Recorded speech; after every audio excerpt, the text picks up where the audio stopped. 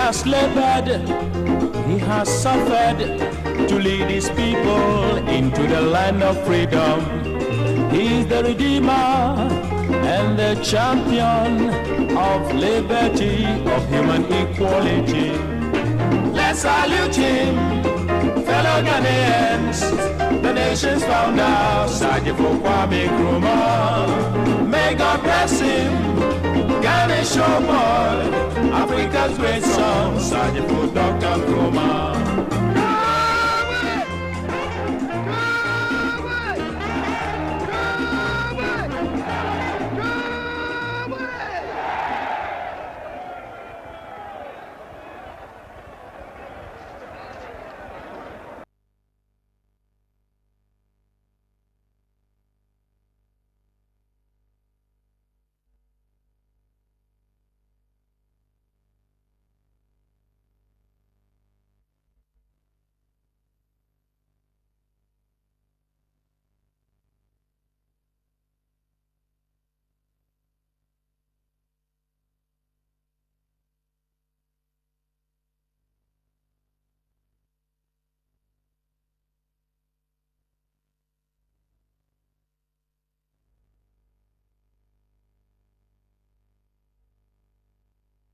And we are live on Pan-African Television. We are live on your digital channel. We are also live on GoTV, among several other platforms that you can get Pan-African Television. Thank you for making time to join us on the Mother of All Talk Shows, Alhaji and Alhaji, on another Saturday morning. My name is Sena Nombo. It is my pleasure to welcome you to the show. A big thank you to the crew here at Pan-African TV for the wonderful work they continue to do in bringing us this show. We are also live on several other platforms across the country. Very importantly, Ahunto 92.3 FM here in the Greater Accra region. They've given us their FM dial to broadcast on this morning, every morning, for a while now. A very big thank you to them. A big thank you to Volta One TV, because the other television station we are broadcasting live on. A big thank you to radio stations like Bewa in Yendi, Radio Kitawon in Saboba, Matambo Radio and Diamond FM in Tamale. A big thank you to Shine FM in Akati, Nyawasi Radio. A big thank you to Zebs FM in Zebila. And also a big thank you to Cape and Benya FMs in the Central region. Thank you all for offering us your platform. We are always grateful to you. And of course, today we will be talking about the issues that has made the news this week. On the front burner is the beginning of the 2024 campaign. It seems there's already moves to determine who leads the New Patriotic Party into the elections in 2024. And of course, the Vice President, Dr. Mahmoud Bawumia, has had to issue a disclaimer against the posters that are making the rounds and also moves that are being made on his behalf or by him, claims of moves that are being made on his behalf or by him in line with the contest for the 2024 flag bearership race of the New Patriotic Party. We'll spend some time on that because he is the leader of the economic management team. The finance minister admitted in Parliament that the economy is not in the best situation. So why is time being spent on a flag bearership race that's about 4 years away? We'll spend some time on that. And then we'll deal with the Economics Intelligence Unit report on the fact that National Democratic Congress can win 2024 elections, but without John Dramani Mahama. And we'll spend some time talking about the UT and Unibank petition that has been sent to Parliament. And then we'll end with the issue in Achimota. Achimota School is still insisting they will not admit a Rastafarian, a student who is of a Rastafarian background who has insisted on keeping his dreadlocks. They say he has to pull it all down, and it has become a major issue for the week. We'll spend some time on that. Joining me this morning for the discussion, Mr. Kwesi Prajina is managing editor of the Inside newspaper. Muji Brahman join us today once again. He's a member of the NPP's communication team. Yesterday was his birthday. And also, Dr. Susan Edua Mankwa is a public health pharmacist, and she has joined us this morning. And then we'll be joined shortly by Kojo Chumba, who is a leading member of the National Democratic Congress. Thank you very much for your time. We are back shortly with the discussion. We'll start with the issues with regards to what is happening with the New Patriotic Party. And of course, we'll start from the insider among us. Mr. Budiba, we'll start the discussion.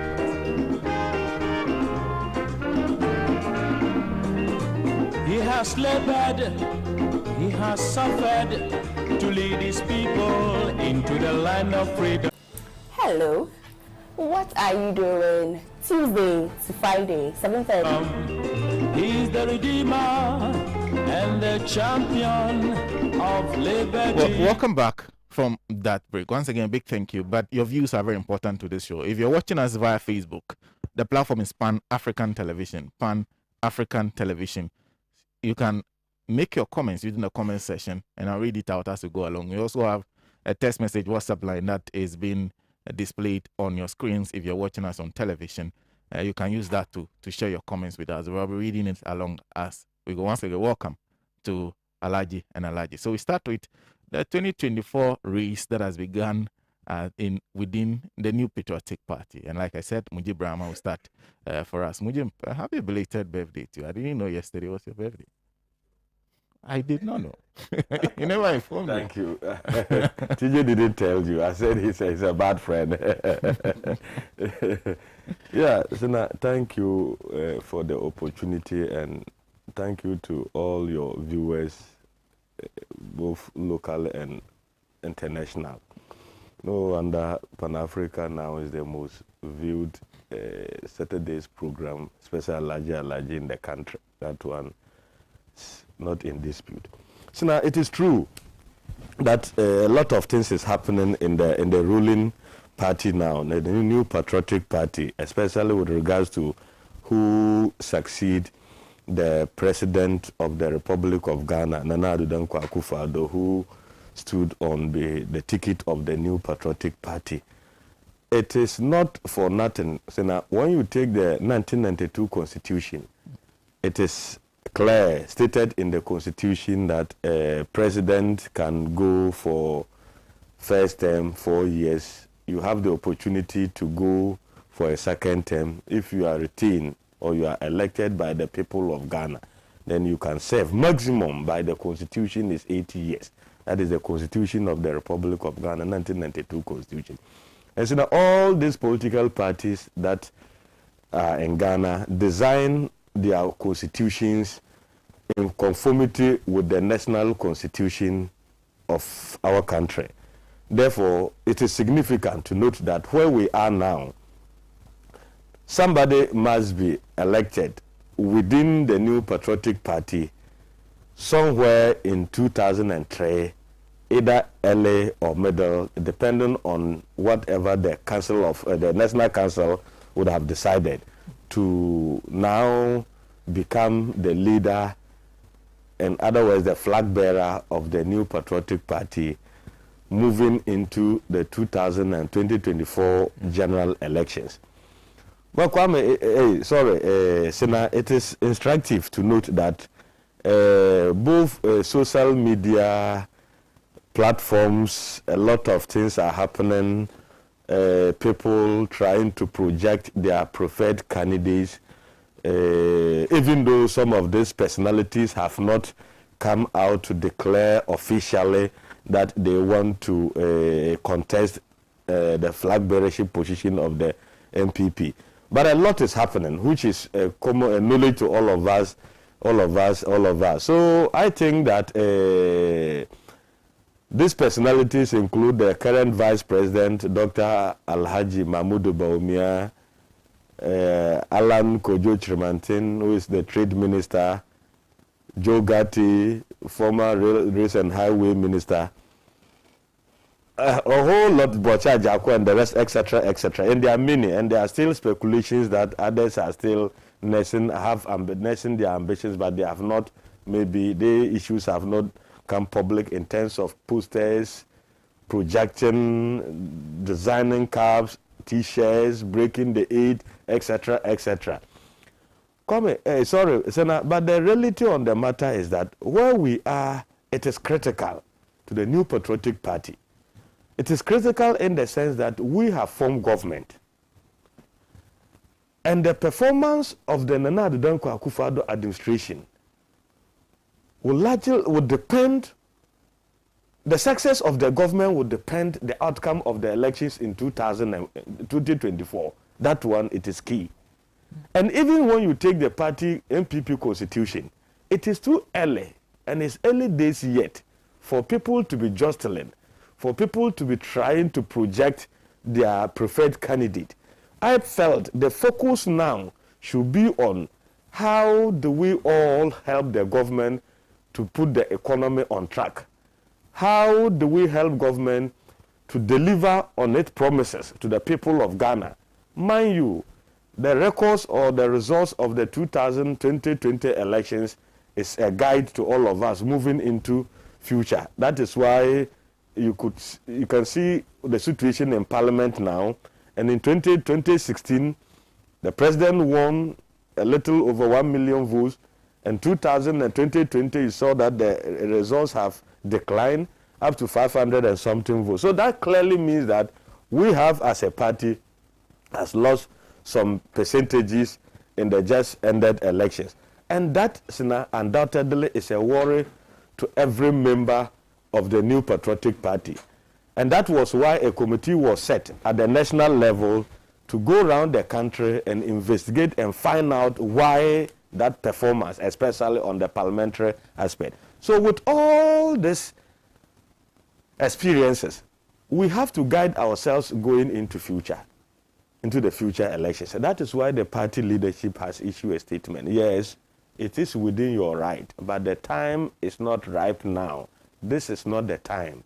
The party has rules and regulations. The party has constitutions that govern it. I know when you are in government, you don't quickly organize presidential primaries. Wait a year to elections, then you go for primaries. The essence is that you don't want acrimony and confusion in government. It is when you are in opposition, then that is the NPP. Then you try to organize primaries early so that you have an opportunity to bring all on board and solve all issues that would have come after the primaries. Then you can now have a solid front to prosecute your campaign and in approaching the elections. So basically, and I think the party position currently is that they have admonished all those people who are nursing their ambitions and their supporters to cease fire, stop the pasting of their posters, and stop the social media campaigns in support of their preferred candidate. And the focus should be on supporting the current president, Nana Addo Dankwa Akufo-Addo, to succeed. So now a lot of things, Ghanaians' hopes are high, and a lot of Ghanaians have a lot of expectations on this government. So we can't afford to fail. Let's be very sincere. Driving across Accra, other parts of the country, there are lamentations and complaints that there's no money, things are not in their best shape. And we all know when there's a transition, we are still in a transition period. Elections are over, the president is trying to form government. By laws and by our laws and regulations, certain things cannot happen. Because for instance, if you have not been vetted, minister is not appointed, vetted and approved by parliament, and subsequently sworn in by the president, you can't act at the ministry. Even though some were just caretaker ministers, but there's so much they can do because of our own laws. So a lot of things are stagnant now. That one is true. So people are complaining. So the party position is that no, let's focus on delivering on our promises. Let's focus on alleviating the sufferings of the general masses of the people of Ghana. That is significant. When we are able to do that, when we are able to appease and live up to the expectations of the people of Ghana, whoever that the party elect somewhere in 2023, will not find it difficult in facing whoever the candidate of the National Democratic Congress would have been. But for now, if the real focus is on who succeed the president, you succeed the president, the government did not perform very well, you have a huge tax in crossing or becoming a president. That is the party position, and I think that is fair. You can have your ambition, it is within your right, because experience is there to guide us in what happened in 2008. So now, rather than to the 2008 election, you saw the 17 aspirants on the NPP, somewhere 2006. At a point, President Kufuor had to give a stern warning that if that is where your interest is and you are a minister or you are part of my government, then you resign. And then you can have much time to go and concentrate on your presidential activity, so that I will also have a peace of mind in delivering on the promises that I've made to the people of Ghana. Fine, a lot of them resigned and concentrated. But that notwithstanding, it affected the fortunes of the party in the 2008 elections. And so now, for the first time in the history of this country, in the First Republic, we had to go for 3 elections. First round, second round, and I think the time was the decider. So, and I think that it is a fair position and just position the party leadership has taken, the national level, and they are trying to enforce the rules and regulations of the party. When the time comes, the party will issue a statement giving these people the opportunity to go out there and campaign. And the delegates of the New Patriotic Party will have the opportunity once again to elect whoever they want to lead the party in the 2024, going into the 2024 elections, because President Nana Addo Dankwa Akufo-Addo, by our national constitution, is the bar. He is 7, especially when he's finished his second term, he can no longer contest again. So now I think that is basically the issue, but it is my hope as a party activist, as a party member, I have looked at it and I came to a firm conviction that that is the best way to go. Government has not yet formed. We have had ministers, sector ministers. Government has not announced deputy ministers. Board members have not been constituted. Chief executives of state enterprises and agencies have not been mentioned. So we have, I think that by now up to May ending, that maybe government will try to put all these things in place. And why are you jostling when it is not today? And even when you start today with all your full energy, by the time we get to 2023, maybe you would have more energy to even complete the race. I hope you are getting the argument, because presidential election, we have all involved in it at the constituency regional level, not once, not twice. It's not easy. It's especially now that the electoral college of the New Patriotic Party has been expanded. All the polling station executives, the 5 polling executives, are qualified to vote in the presidential. So it's almost like a mini presidential elections. So, and this time, that is why we can't bring all of them to at a point. You can't. It's not possible. So they vote at the various constituencies. So, and the results are collated. So now it is not an easy task. So I felt that if they listen, and I sincerely believe they will do, the party directive, and I think that that will help all of us. But Sena, let's be very sincere. It is not, you can't sit in Accra here and be able to know what somebody in Pole, my hometown in Wa, Upper West region, because he likes Sena, and maybe he wants Sena to lead the party, and he's going to just talk about you to 1 or 2 people, or to even use his own money, his or her own money, to even print a flyer and be showing to people. How will you know if you are in Accra here? And that is the danger, some aspects of danger in social media thing. You wouldn't be able to know the person. So, but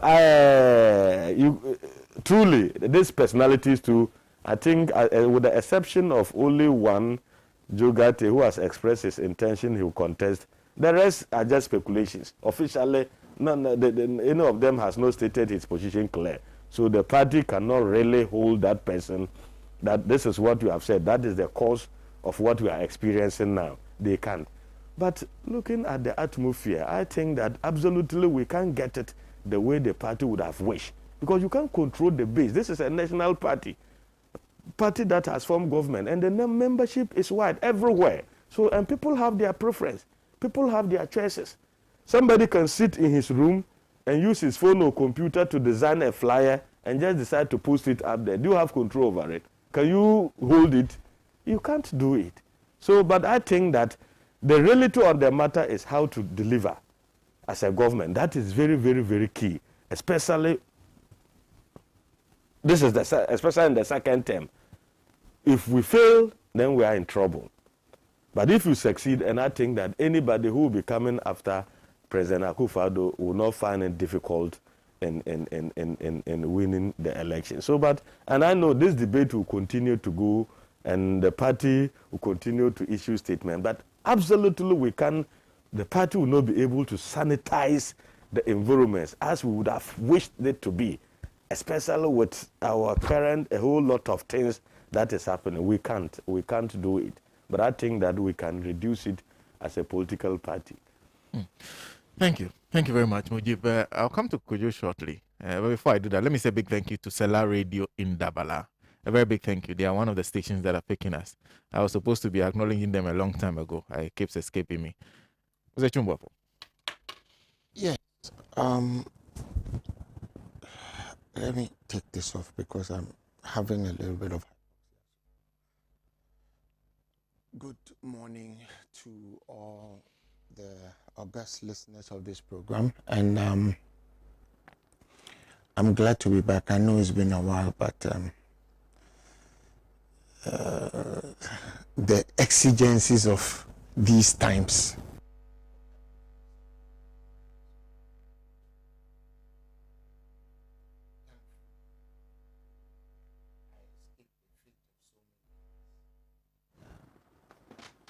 for that we are thankful. I also want to say good morning to my very, very special friend. Very, very, very special friend, Susan. Susan and I share a lot of history, a lot of history, and I'm happy to know that she's still nurturing her aspirations of becoming the CPP flag bearer. I beg you. As for Mujib, me and him will meet up there where we meet. and very, very good morning to Kwesi too. I believe the topic is about the EIU. No, actually, we're starting within the New Patriotic Party. And who will lead the party? Who will lead their party?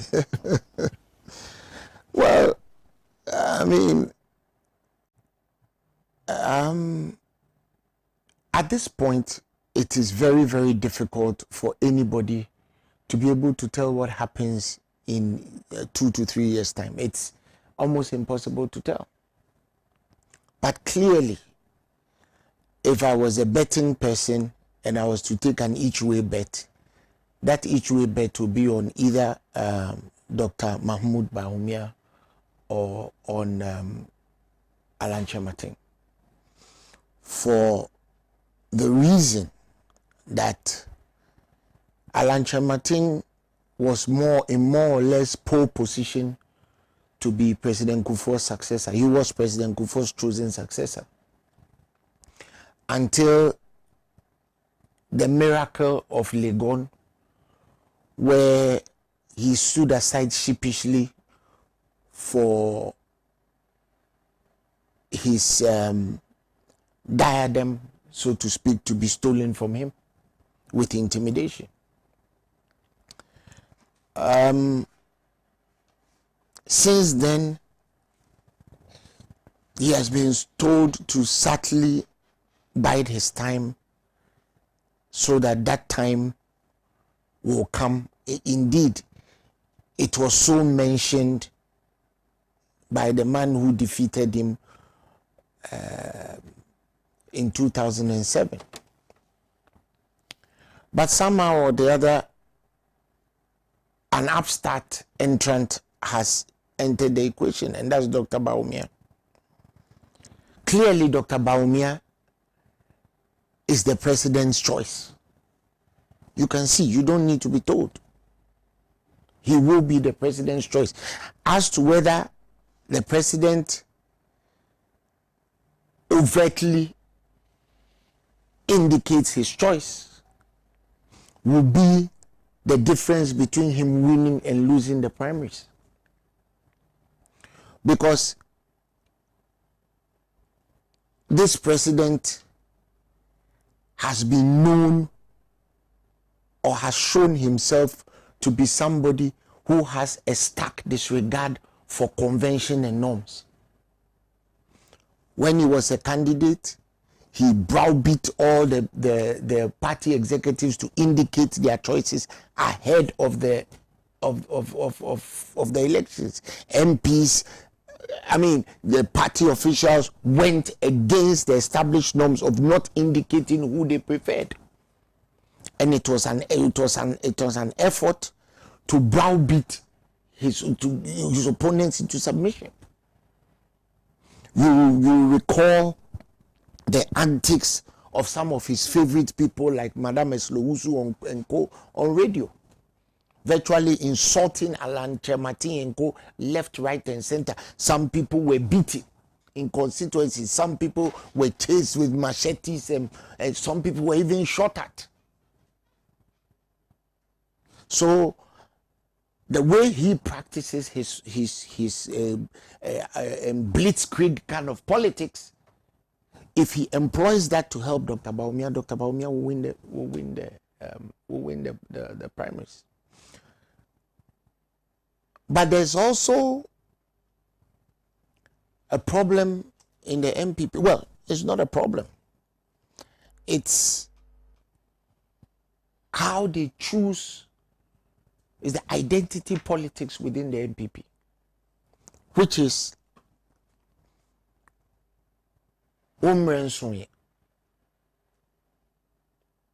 wait your turn, more or less.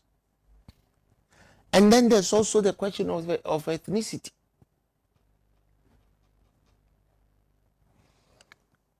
During the 2007 primaries, it is reported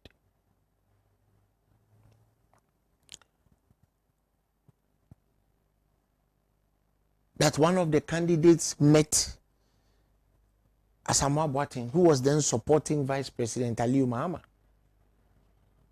and asked him that, "Ukase yedi omanyi beshenta fuansana." I think those who have a good sense of history know who that candidate is that asked Asamoah Boateng that question. It is part of their identity. It's part of their identity politics, an ethno-tribal, ethnographic quotient. That is the reason why they don't call themselves Dankwabuzia Dombo. They call themselves Dankwabuzia. But those who know the history of that party know that the real founder or the real founders of their tradition included Dombo, if not more than anybody else. They don't call themselves. I asked one of them, so why don't you people call yourselves Dankwabuzia Dombo? He said, oh, it's mouthy. And that's their excuse. So they asked him, so why don't you call yourself Dombo Dankwa? At least that's a D&D. He said, oh, well, it's mouthy. Oh, Mujib, keep quiet. What? Mujib. No. I've been away for a long time. Can you at least allow me to recuperate? Your messages are not away. Allow me to recuperate. Thank you. No. So that is what they do. The tribalism and the ethnocentrism within their party will affect Dr. Bawumia whether he likes it or not. As far as they are concerned, the northerners in their party are only good to be at most second. That will affect them. Whatever they do, we in the NDC need to do some scenario planning, because none of those two candidates will be easy. None of them. Both of them will come with enormous resources. They will come with a lot of predetermined advantages that we will not have. So, if we sit down and rely on the so-called 8-year cycle, we will wake up on the other side of our pillows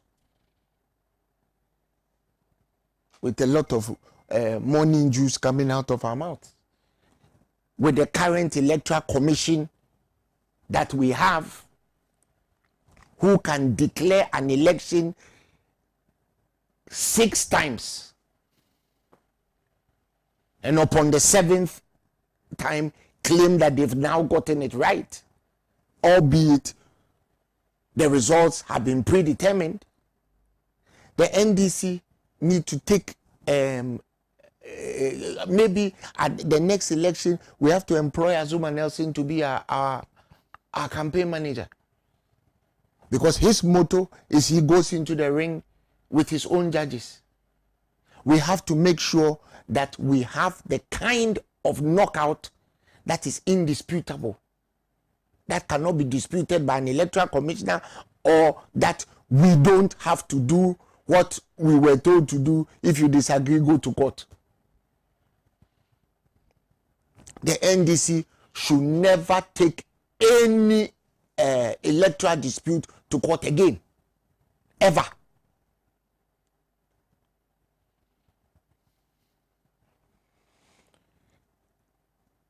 Be that as it may, whatever happens,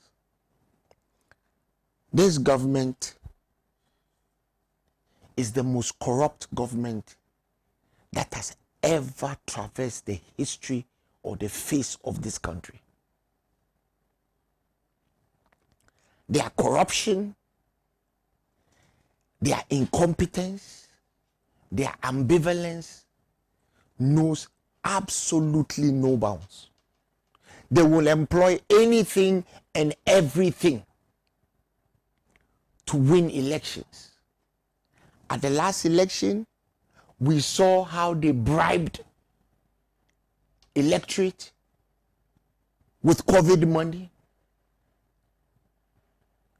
They bribed electorates with free utilities.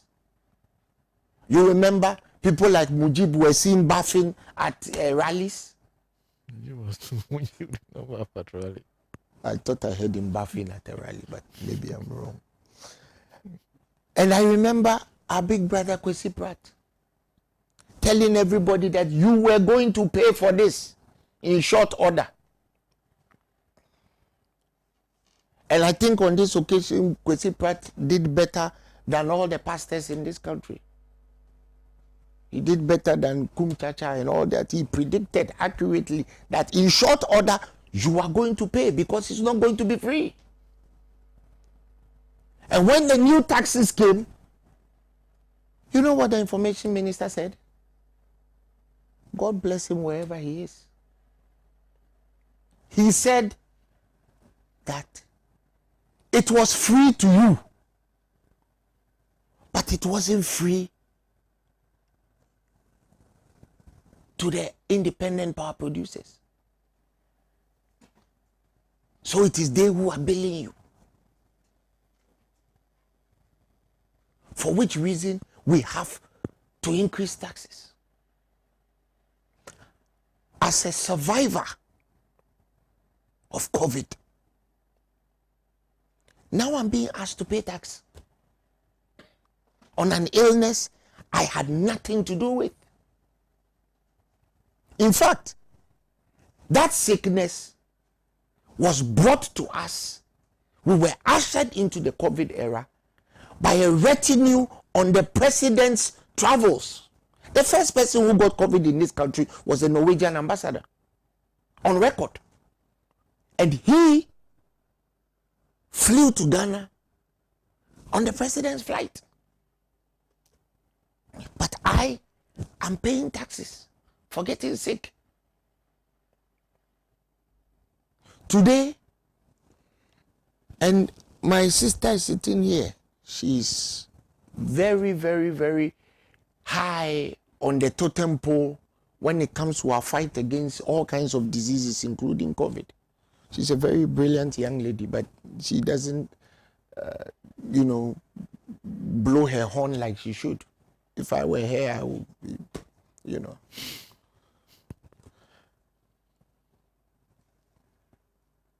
Today, the institution which she works for, which should have been at the forefront of testing so that we can create a scenario where they are able to produce vaccines, because they can't.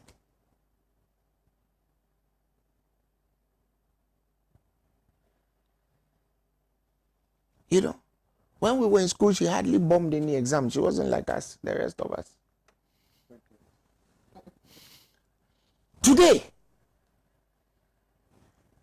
that foot up that we should have given Noguchi has been given to a Nigerian businessman who is a refugee in this country. He is wanted in Nigeria.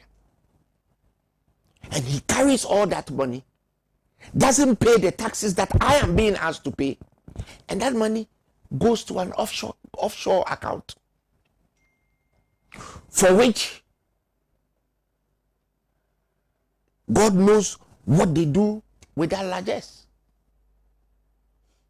But if this government was a thinking, a forward-looking government, the kind of government that John Mahama's government was, Noguchi would have been at the forefront of doing those tests at the airport.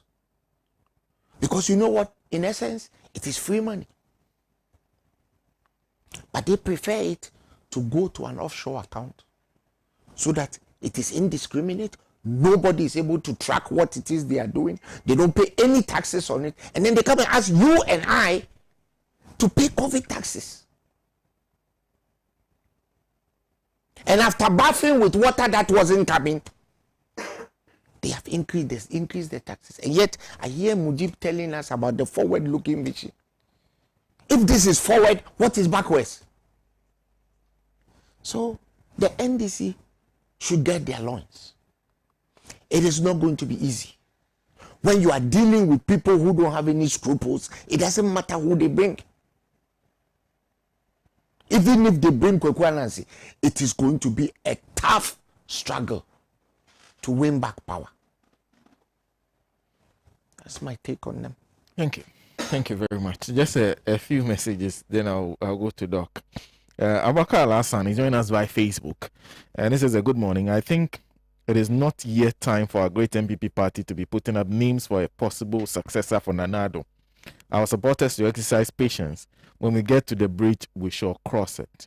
Thank you very much for that message. Okay. Nana Afrainchi says, is the NPP guy talking about the same elections we all observe? Please, he should give us a break. The NPP lost by the EC and, he said, stole the presidency for them. Not all of us Ghanaians are okay. Zan Jacob says, after lying to Ghanaians and the world uncountable number of times for more than 4 years and winning an award for the worst liar on our political landscape, do you still believe Baumia's disclaimer that he doesn't know anything about the posters and flyers making around about his 2024 aspiration to lead NPP? Indeed, these NPP and their officials have never accepted responsibility for anything unfavorable. Doc. I mean, Mujib said something, and I agree with him that the time is not right. Not because of their party. I mean, I don't care much for their party, but it is not. The time is not right for us as Ghanaians. In terms of the whole country, we seem to be in a perpetual mode of campaigning, and we are never able to bring ourselves together, unified for a common goal. You know, for us to say, look, we are putting ourselves out there to succeed for Ghana. You know, so you know, in a country now where people feel more allegiance to their political party than to the country itself, when there are internal wranglings in the party, it sort of destabilizes all of us, you know, because then it spills over to the general public, and there's a sort of malaise, you know, about it, where, you know, it's all about campaign, and actually the hard work of getting this country on a good footing is put to the background. So I think that the time is not right and not good for this country. And so, yes, people must pull back. I disagree with him when he says that Ghanaians have expectations from the NPP. We don't. In fact, it was a choiceless democracy. NPP didn't win because we like them. It only meant they won because we dislike them less. You see, and people just felt, oh, well, they are there already. They might as well be there. So they shouldn't think that they won because we think that, you know, they are fantastic. I mean, you can see the musical chairs with the ministers. And you can see the musical chairs with the ministers. The ministers that came, I mean, can you just look at them and are like, what? So these are the people that are, you know, we put them in place. You know, in the first administration, they were an unknown quantity, you know, so people had some expectations. Okay, you're bringing Honorable Howard Kumson, you're bringing these people, you know, these are the things that we had hopes for them.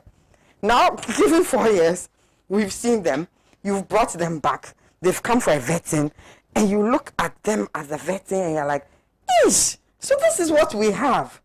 And you are disappointed. You are even more disappointed than anything else. So as for expectations, we have no expectations. There's a certain despondency in this country.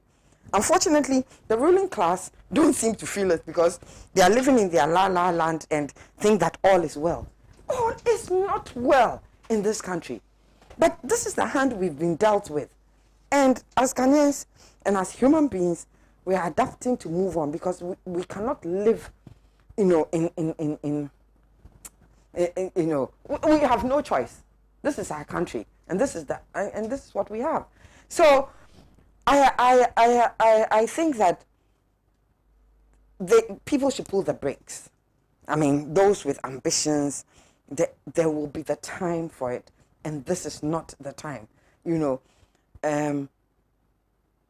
we as a people need to focus on the things that will bring us the joy of living in this country, because we have nowhere else to go, and the internal wranglings of a party affect us.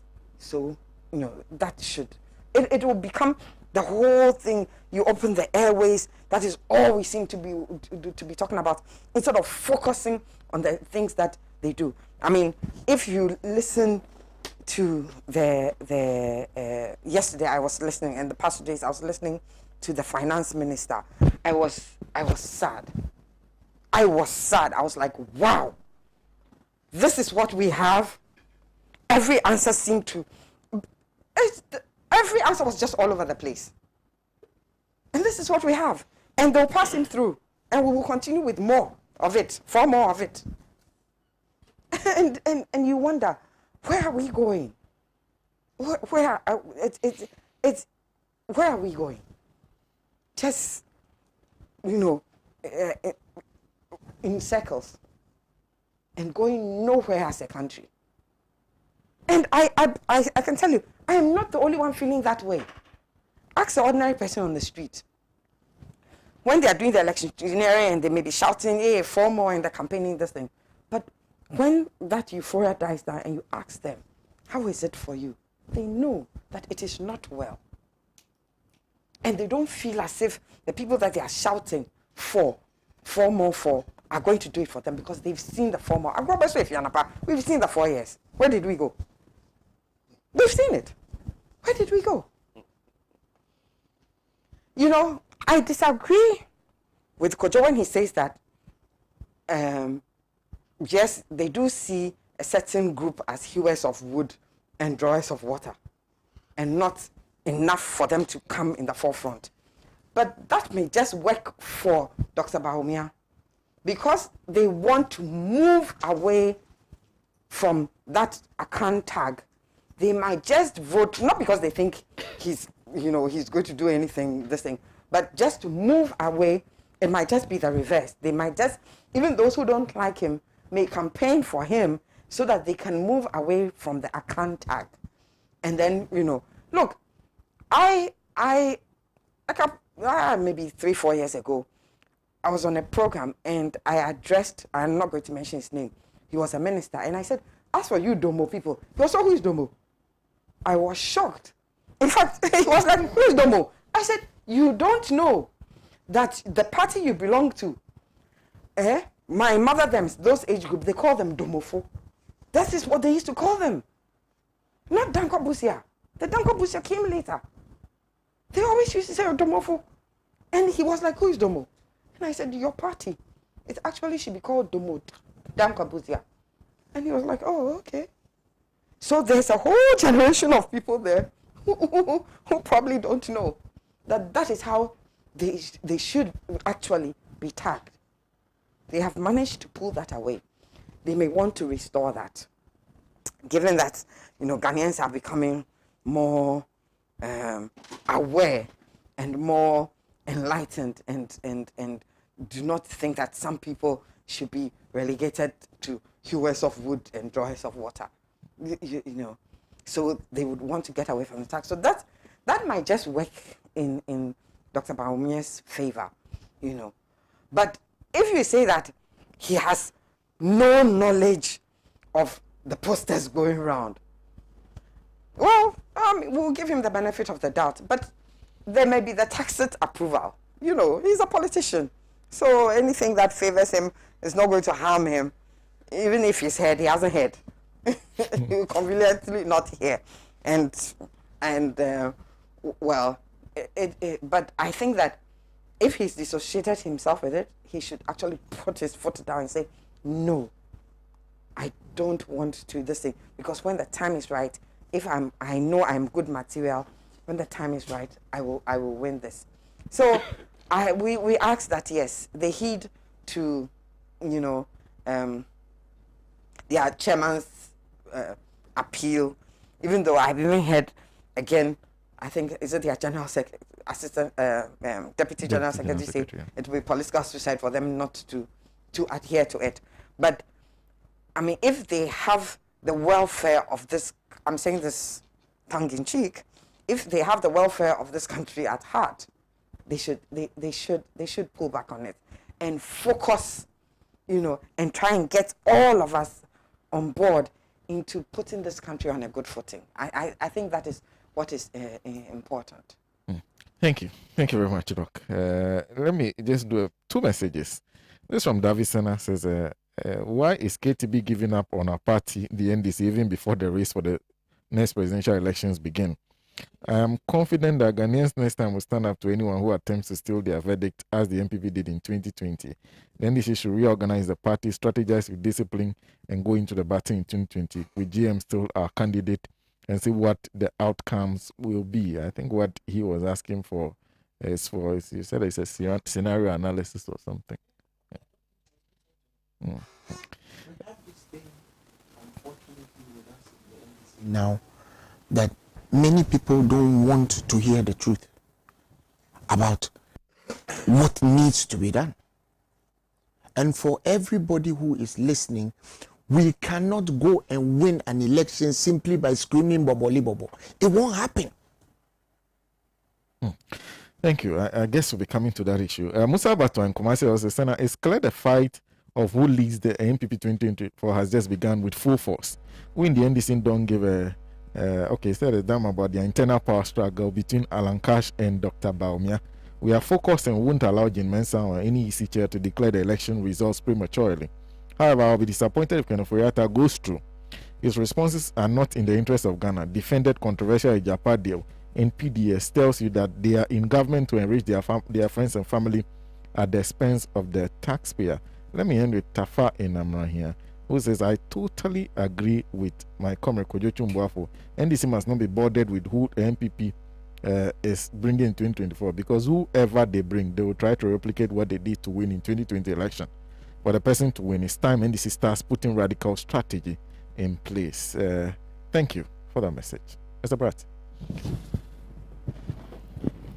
Well, I think that this discussion about who succeeds Nana Addo Dankwa Akufo-Addo, His Excellency the President, as the leader of the New Patriotic Party and its presidential candidate, this discussion is actually about the purpose of elections and what the focus of politics ought to be. Because if we don't start this discussion on the basis of what politics is about, on the basis of what elections are about and so on, we then get into a discussion of who is tall and who is short, who comes from what region, and so on. Baseless, useless discussions that take us nowhere. I think that elections are about choices available to the people of this country.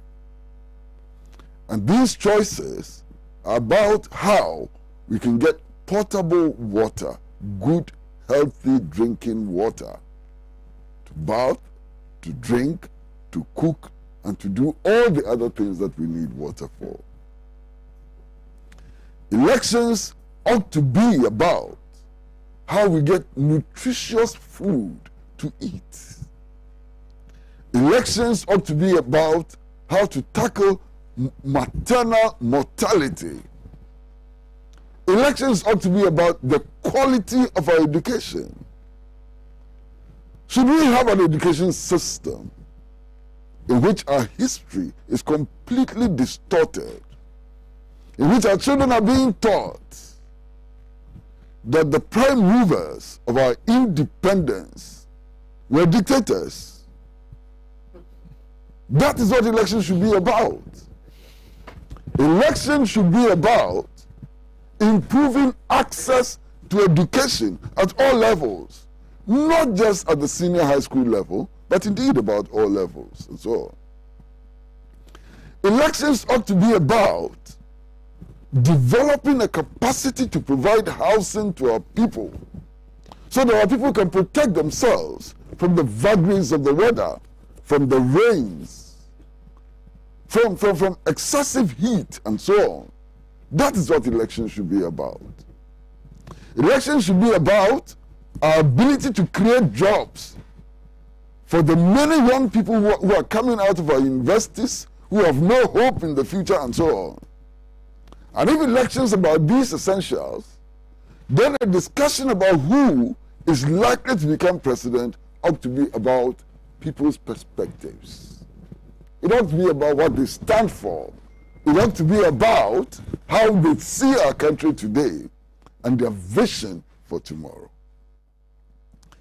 Unfortunately, none of these essential elements features in the discussion about who becomes flag bearer of the New Patriotic Party in 2024. So it's about whether Bawumia is a Northerner, whether an Ashanti should lead the New Patriotic Party, and so on. That's what it's about. It is about whether Nana Akufo-Addo will support Bawumia or will support Alan Chema. Who cares who Nana Akufo-Addo supports? Who cares? If whoever Nana Akufo-Addo supports does not translate into solving the concrete problems of the people of this country, that choice of Nana Akufo-Addo is absolutely useless and meaningless. So the debate is on. And indeed, the gin is already out of the bottle. I don't see what efforts can send the gin back into the bottle. The gin is already out of the bottle. And I don't see how any measures taken by the New Patriotic Party or the presidency or any other institution can put the genie back in the bottle. It is not going back into that bottle. I've heard statements issued by the New Patriotic Party. Some of the most prominent people in the New Patriotic Party is national chairman and so on. I've heard all kinds of statements. Those are absolutely lame statements. I want somebody to tell me that today it is possible for anybody in the New Patriotic Party, including the president, to move into action and to suspend Dr. Mahmoud Bawumia, His Excellency the Vice President. Is that possible? That can only happen in Cuckoo's Land, not in the real world in which we live. So all those threats are lame. They would never be able to suspend Bawumia. Even if Bawumia continues his campaign today, nobody is going to be able to suspend Bawumia from the party. Because indeed, if Bawumia is suspended from the party, can you imagine the chaos? Sitting vice president suspended by his party.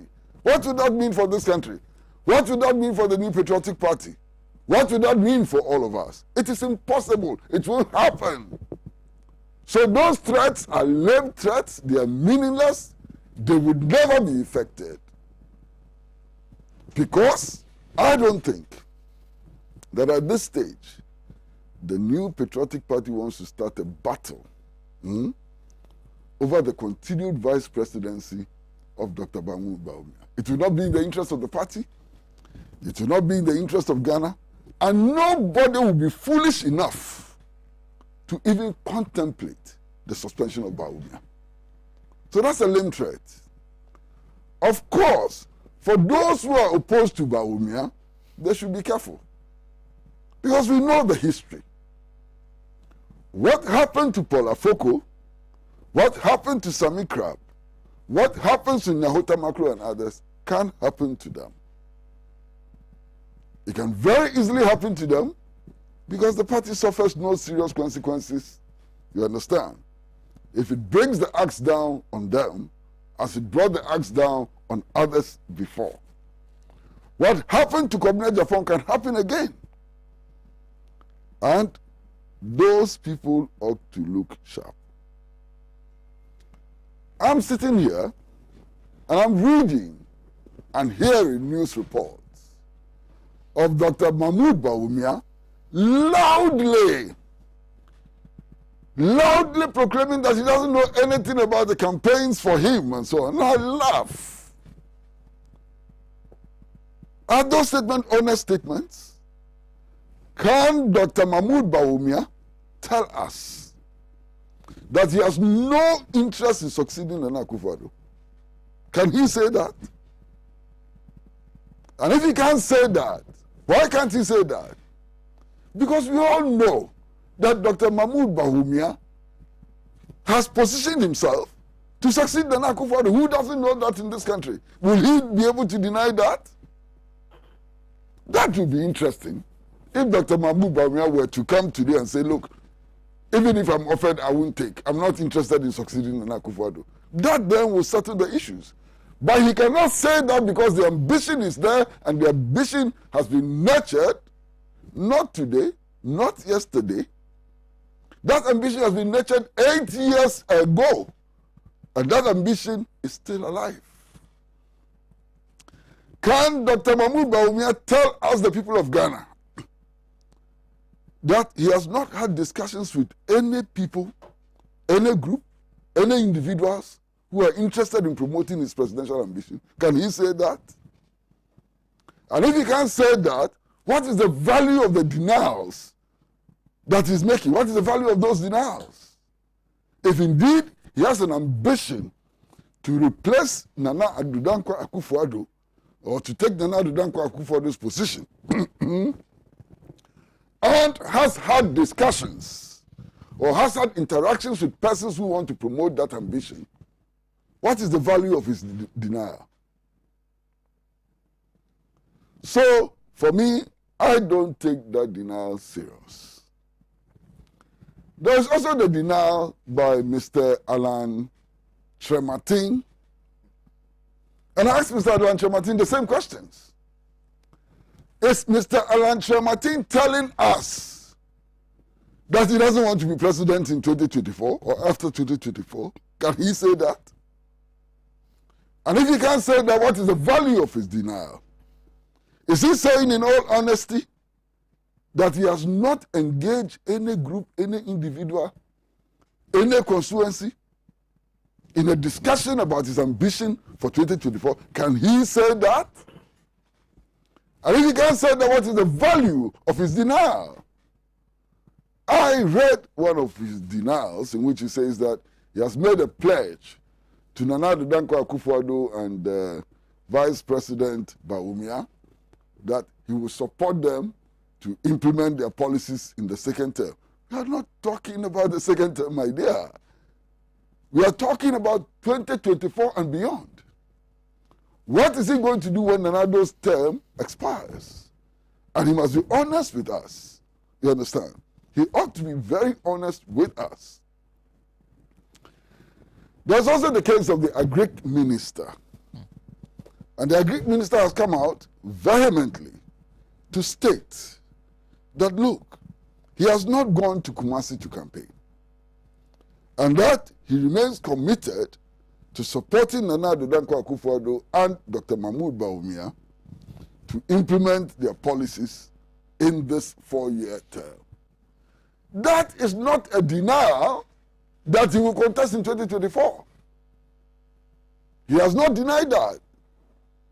We want a clear message as to what his ambitions really are and so on. In any case, the Minister for Agriculture was quoted as having said in Kumasi that this administration, the Akufo-Addo administration, has not provided infrastructural development for Ashanti.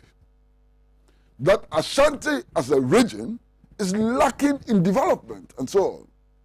And that the only way Ashanti can hope to develop, can hope to improve on its infrastructure and so on, is the election of an Ashanti as president. Not just an Ashanti, a strong, committed Ashanti as president. I have not heard any denial of this statement.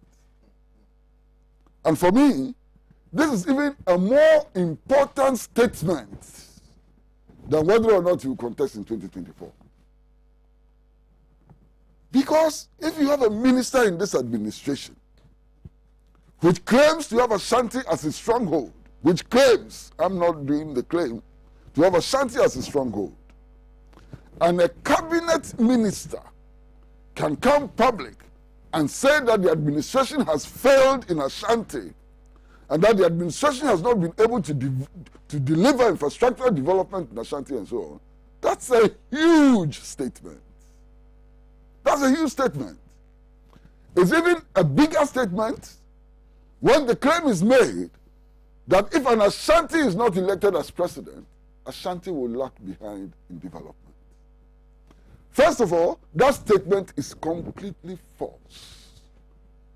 It is completely false because if you go into our history and you see the developments that occurred in Ashanti under Osajifo Dr. Kwame Nkrumah, who was not an Ashanti, who came from the little village of Nkrofo and so on, it is clear that this statement cannot be true.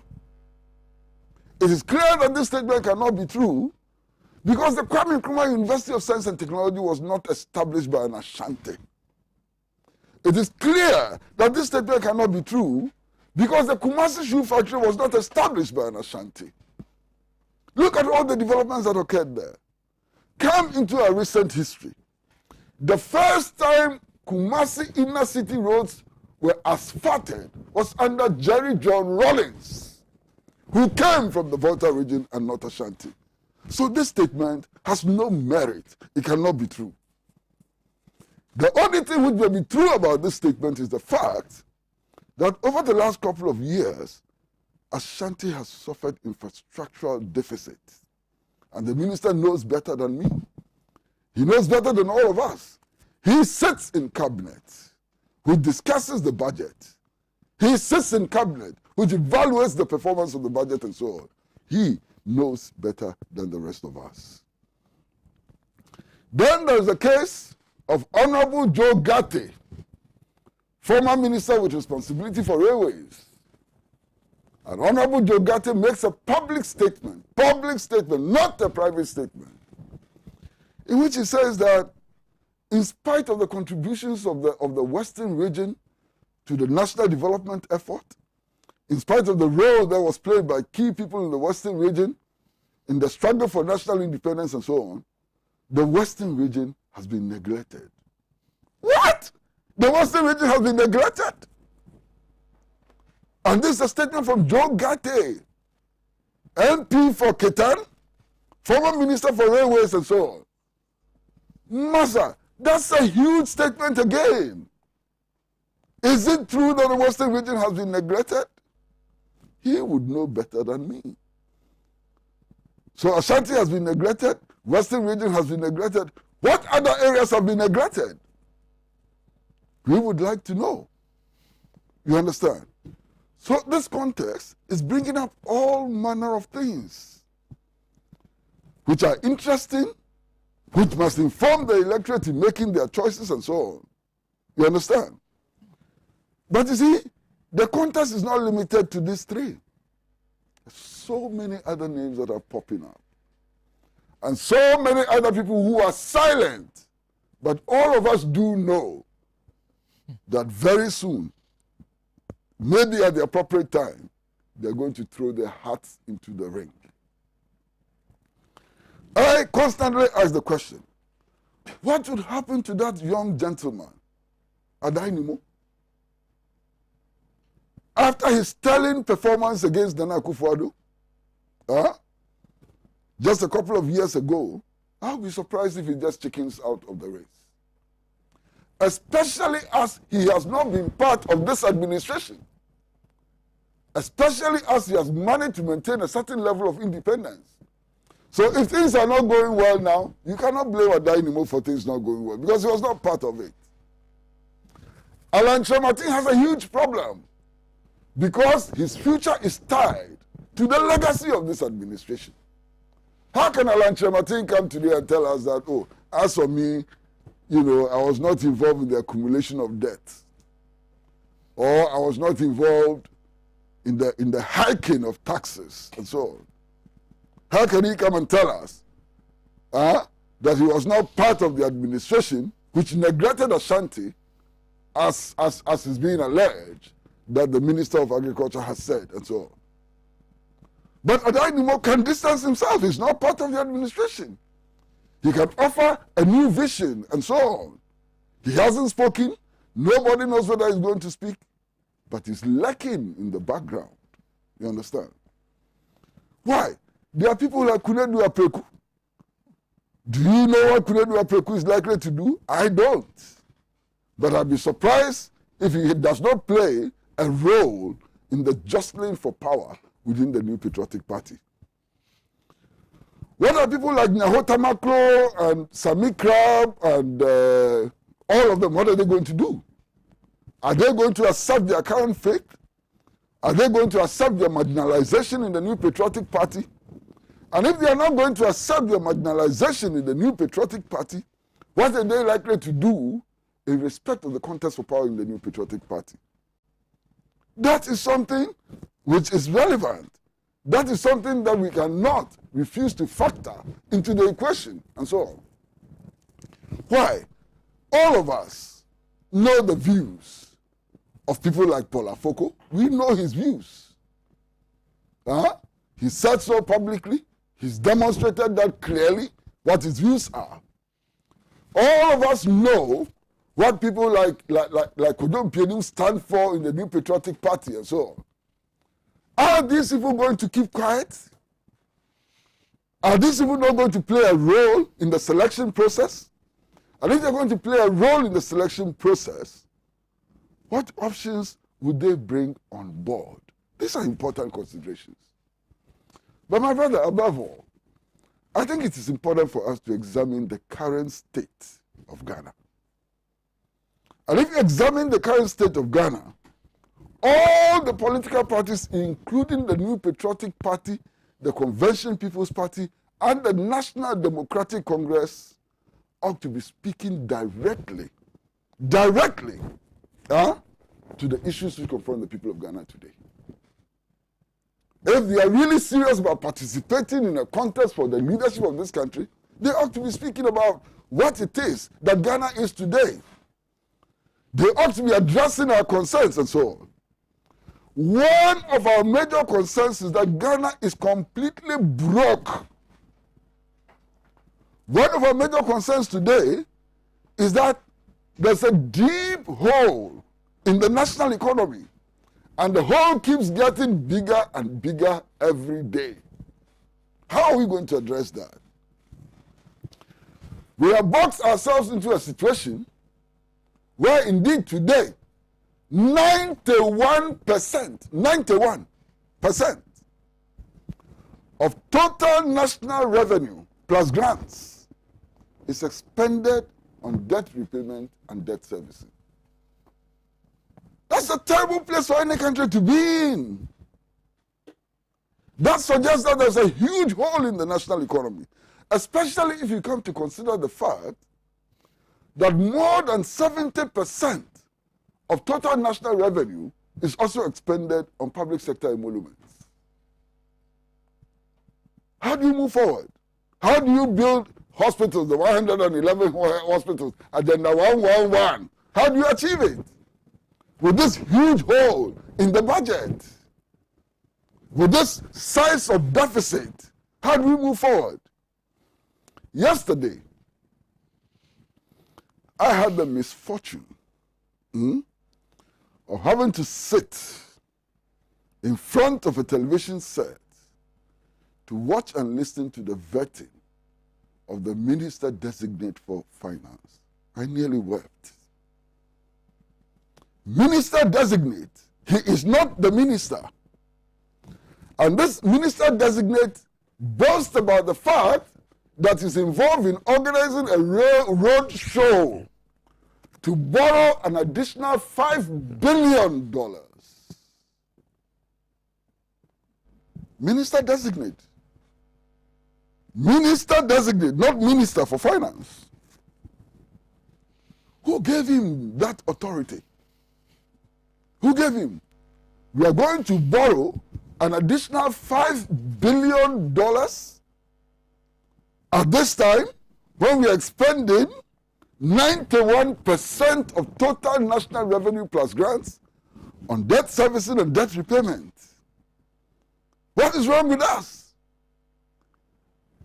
What shocks me even more is the fact that the current vice president, who to all intents and purposes want to be president for 2024, told us that borrowing for development is not an option that should be exercised. He told us that increasing taxes is not an option which should be exercised, and that we should focus attention on production as a means of generating resources for national development. Look at where we are today. If you are a Ghanaian and you are not worried about the economic situation in this country today, and you are not looking at future presidential elections from the standpoint of how to rescue this nation, then I'm sorry for you. Because things are horrible. Things are bad. My brother, you don't need to go to Harvard or to go to the University of Ghana Business School and so on to understand the state of the national economy today. All you need to do is to walk out of our gate here at Pan-African Television. You see the woman selling the food by the roadside? You go there and attempt to buy a ball of kenke, and he tells you the whole story. A year ago, a ball of kenke was selling for 1 cedi. Today, that ball of kenke is selling for 2 cedis if you are lucky, and if you are lucky in some places, 2 cedis, 50 pesos. Today, that's the reality. I was told of the price of iron rods. It has doubled in a matter of 1 year. For you, the taxi drivers, for you, the trotro drivers, for you, the Okada drivers and so on, you know how your business has been affected. You know this reckless increases in petroleum prices, what it has done to you. So, if you are talking about a future government, we should be talking about that future government in relation to what can be done in order to rescue the economy from this craziness, from this suffering, from the pain which has been inflicted on us and which is felt by everybody in this country. We are living in a country in which many people, thousands of people, earn 500 cedis a month. Now ask yourself, if you earn 500 cedis a month, what are you going to do with 500 cedis a month? For some people, and I know that there are people who live in a Buri and work in Accra. I know that there are even people who live in Koforidua and work in Accra. People live in Afankor and work in the ministries. For some of these people, when they are paid at the end of the month, what they receive is not even sufficient to pay for the cost of transportation to work and back from work. And these people have children. These people need to drink water like all of us to survive. They need to eat. They need to bath. How can they do that on 500 cedis a month? That is the question facing us for election 2024. The question facing us as a nation for election 2024 is not whether Bawumia will replace Nana Akufo-Addo or Alhaji Martin will replace Akufo-Addo. If Alhaji Martin replaces Akufo-Addo and this situation persists, my goodness, it doesn't change anything. If Bawumia replaces Akufo-Addo and we are still increasing VAT, what would have happened?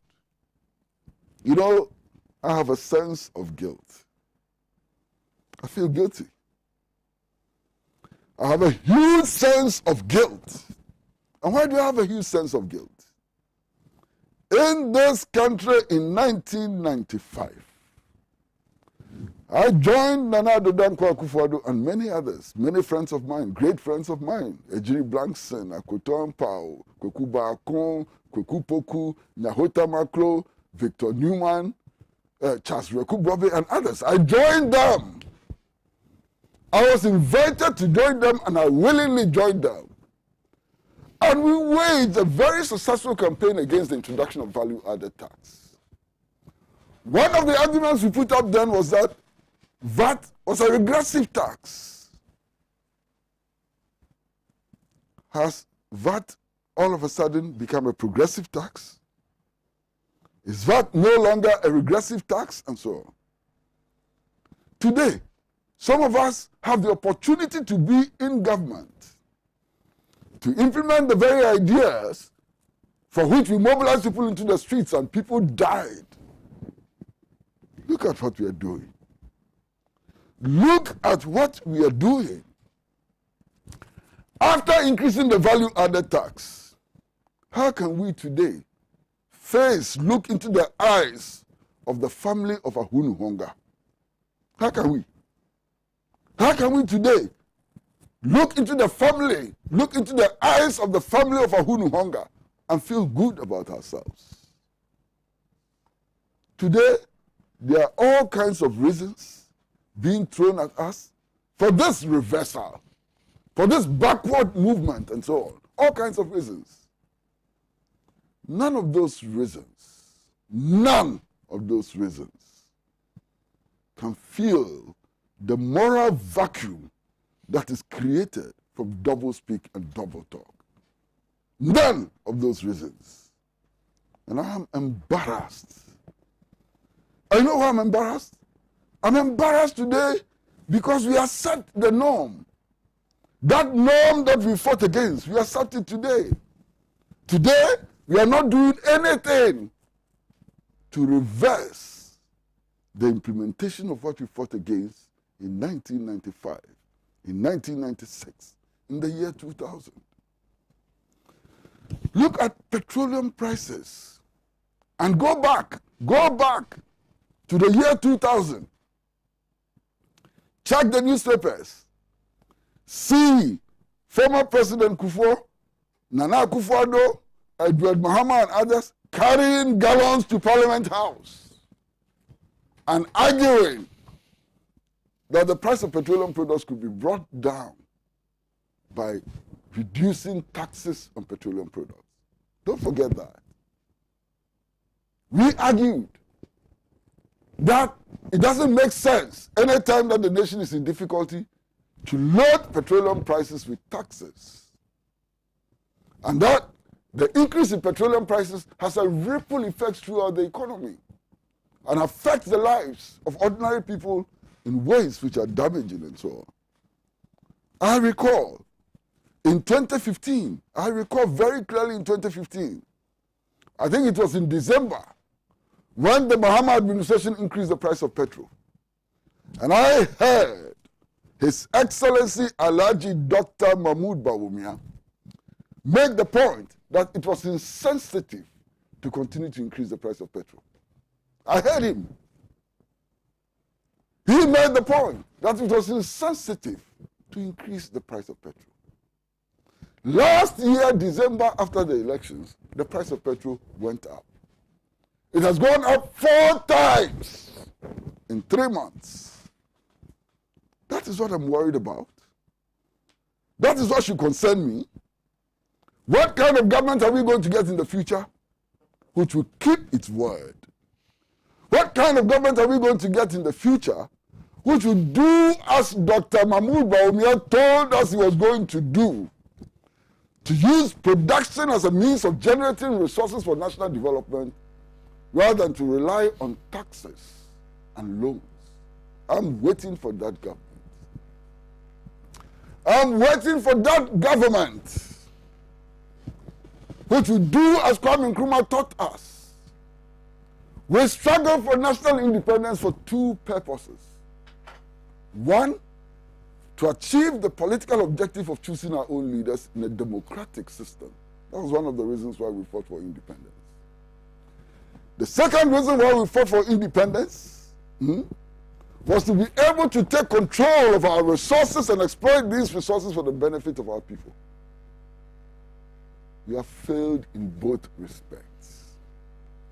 We have failed in both respects because we have built a system that we call democratic, but which does not deliver the will of the people. And everybody knows that. Everybody knows that the system that we have built does not deliver the will of the people. We know that. Everybody knows that today, the people of Ghana have no control over their natural resources. And their resources are not being exploited for the benefit of the people. Everybody knows that today, our resources are exploited to enrich the huge directors of multinational corporations in the colonial metropolis. Has nothing to do with us. And so, why? When people hear Agenda 111 and so on, you think they take us serious? The people of this country know that the police hospital in Accra, it has been built already. It just needed renovation. That renovation has lasted for 17 years. For 17 years, we've not been able to finish the renovation of the police hospital. A hospital already in existence. One of the best hospitals in our country.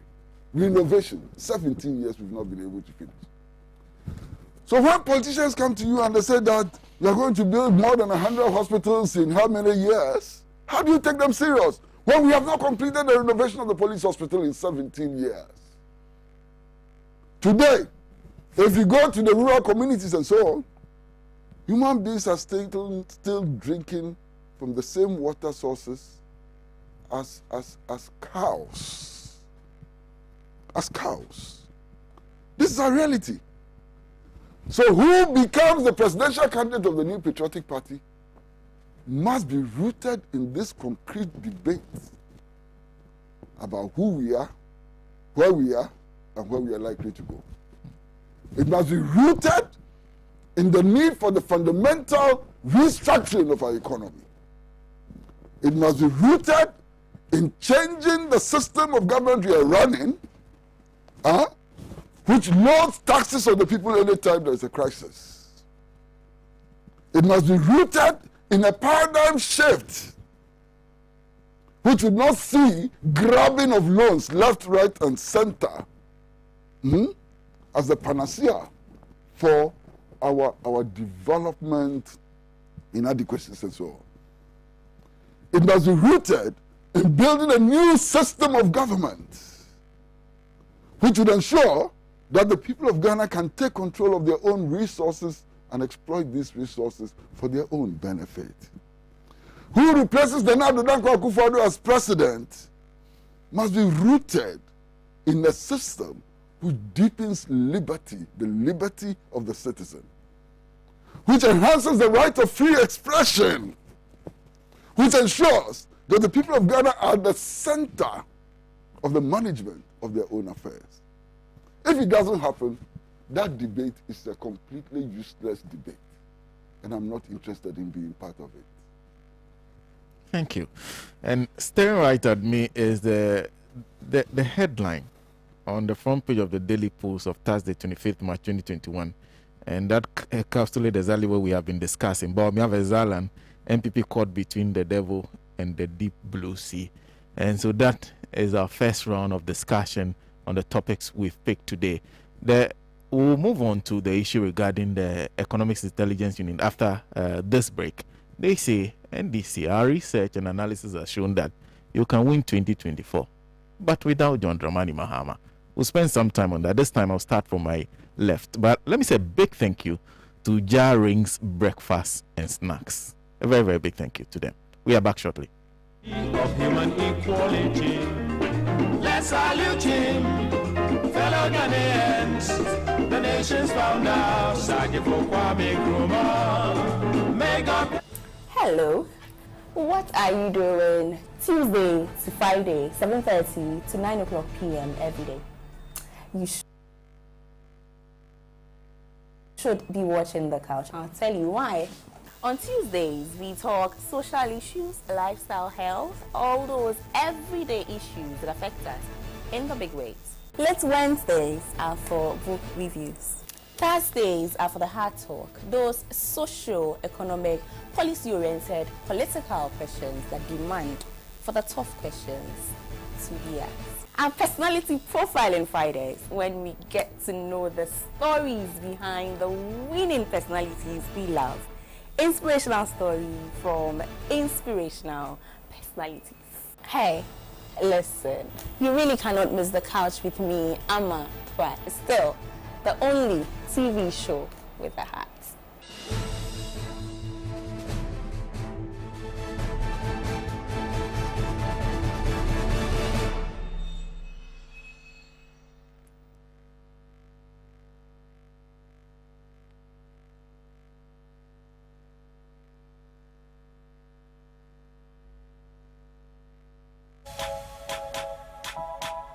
Market Stories is all about our market.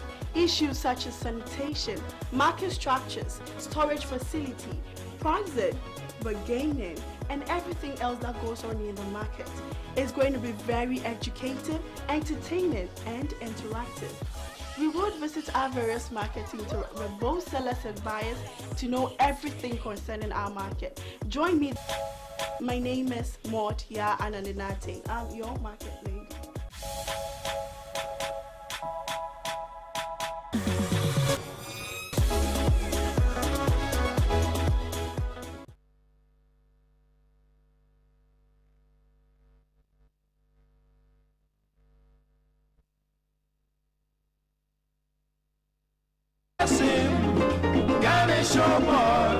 Africa's great song, Sergeant for Dr. Nkrumah.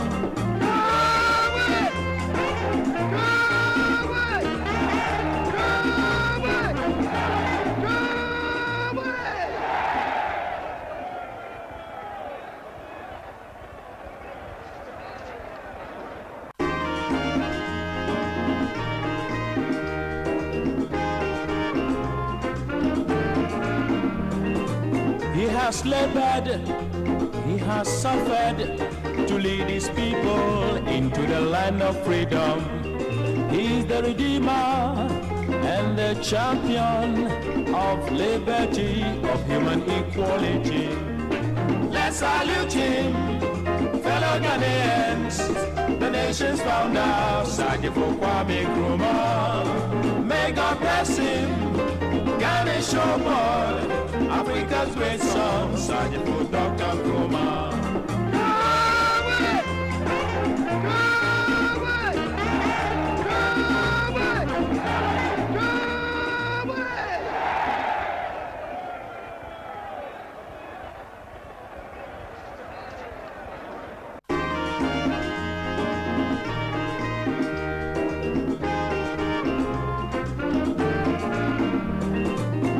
has labored, he has suffered to lead his people into the land of freedom.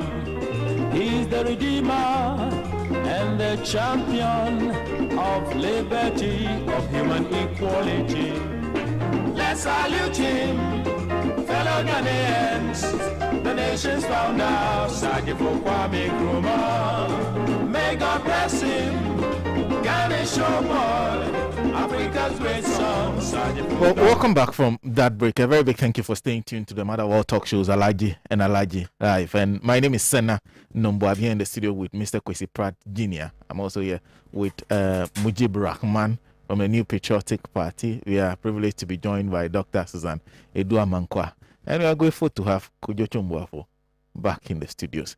Thank you very much for staying tuned. A couple of your messages on Facebook. Agbuga John says, Ghana under Akufo-Addo's led coalition government for the past 4 years, is there anything to write home about as a nation? Collectively, we all know the outcome of 2020 elections, on which regulations did the EC stand to declare the election, both parliamentary and presidential. I've read, okay, so there's a lot of you commenting on the Hamza Isaako says Kwesi Pratt is always on point, because he says it as it is. Such people will always look like magicians. If you uphold the truth, like your driving steer, you always become vindicated for the truth you spoke. A few more of your messages. Okay, so there are other issues that are being commented on. Thank you very much. Keep commenting, and I'll keep reading them as we go along. Let's talk about the National Democratic Congress. EIU has a suggestion for them. We'll start with Kojo Chomboafo. Thank you very much once again, my brother. I want to settle, if I can. I know maybe maybe even some on this panel will disagree with me. But for the sake of the argument I wish to make, I'm going to read what the EIU wrote. The next parliamentary and presidential elections are due in 2024. Under the constitutionally mandated term limits, Mr. Akufo-Addo cannot run for a third term. Mr. Mahama is reportedly considering whether to run again. But we expect the NDC to seek to revitalize its prospects with a fresh candidate. After 2 terms of the NPP government, we expect the NDC to win the 2024 presidential election and to gain a small majority in parliament. That statement, that paragraph or page I just read, is made up of statements that are completely mutually exclusive. And so the sudden link with a President Mahama departure and an NDC impending victory, for me, is incongruent. For the sake of clarity, let me read it again. Mr. Mahama is reportedly considering whether to run again, but we expect the NDC to seek to revitalize its prospects with a fresh candidate, period. After 2 terms of NPP government, we expect the NDC to win the 2024 presidential election and to gain a small majority in parliament. So, there are 2 statements. Now, I'm the first person who is going to grant that anybody who doesn't agree with me is well within their right to do so. I think the sum total of what the EIU is saying is that Ghanaians would have had enough of the NPP. But for those who don't believe that Ghanaians have had enough of the NPP, in 2016, the NDC lost the election as the NPP like to say, by 1 million votes. So let's assume that is true. And we lost parliamentary by 63 seats. 63, 63. 4 years later, that majority in the presidential election, if it is to be believed, has been halved. The parliamentary majority of 63 is now dead even, zilch, zero. After 4 years. It has never happened in the history of this country. It has never happened. So all you need to do is look at the numbers. Now ask yourself, what did it take the NPP to even get there?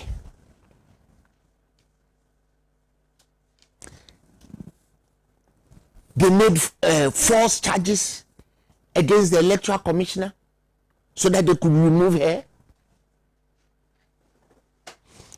The electoral commissioner, Madame Charlotte Osei, was removed for incompetence. And if that incompetence is a barometer, why is the current electoral commissioner there? An electoral commissioner who declared a presidential election 6 times. 6 times. And had it not been for the controlled nature of our flag bearer, this country would have been in opprobrium. If it had not been for the statesmanship of John Mahama, what would have been going on in this country? If it had been the other way around, and President Akufo-Addo was candidate, and the presidential election had been declared 6 times, what would have happened?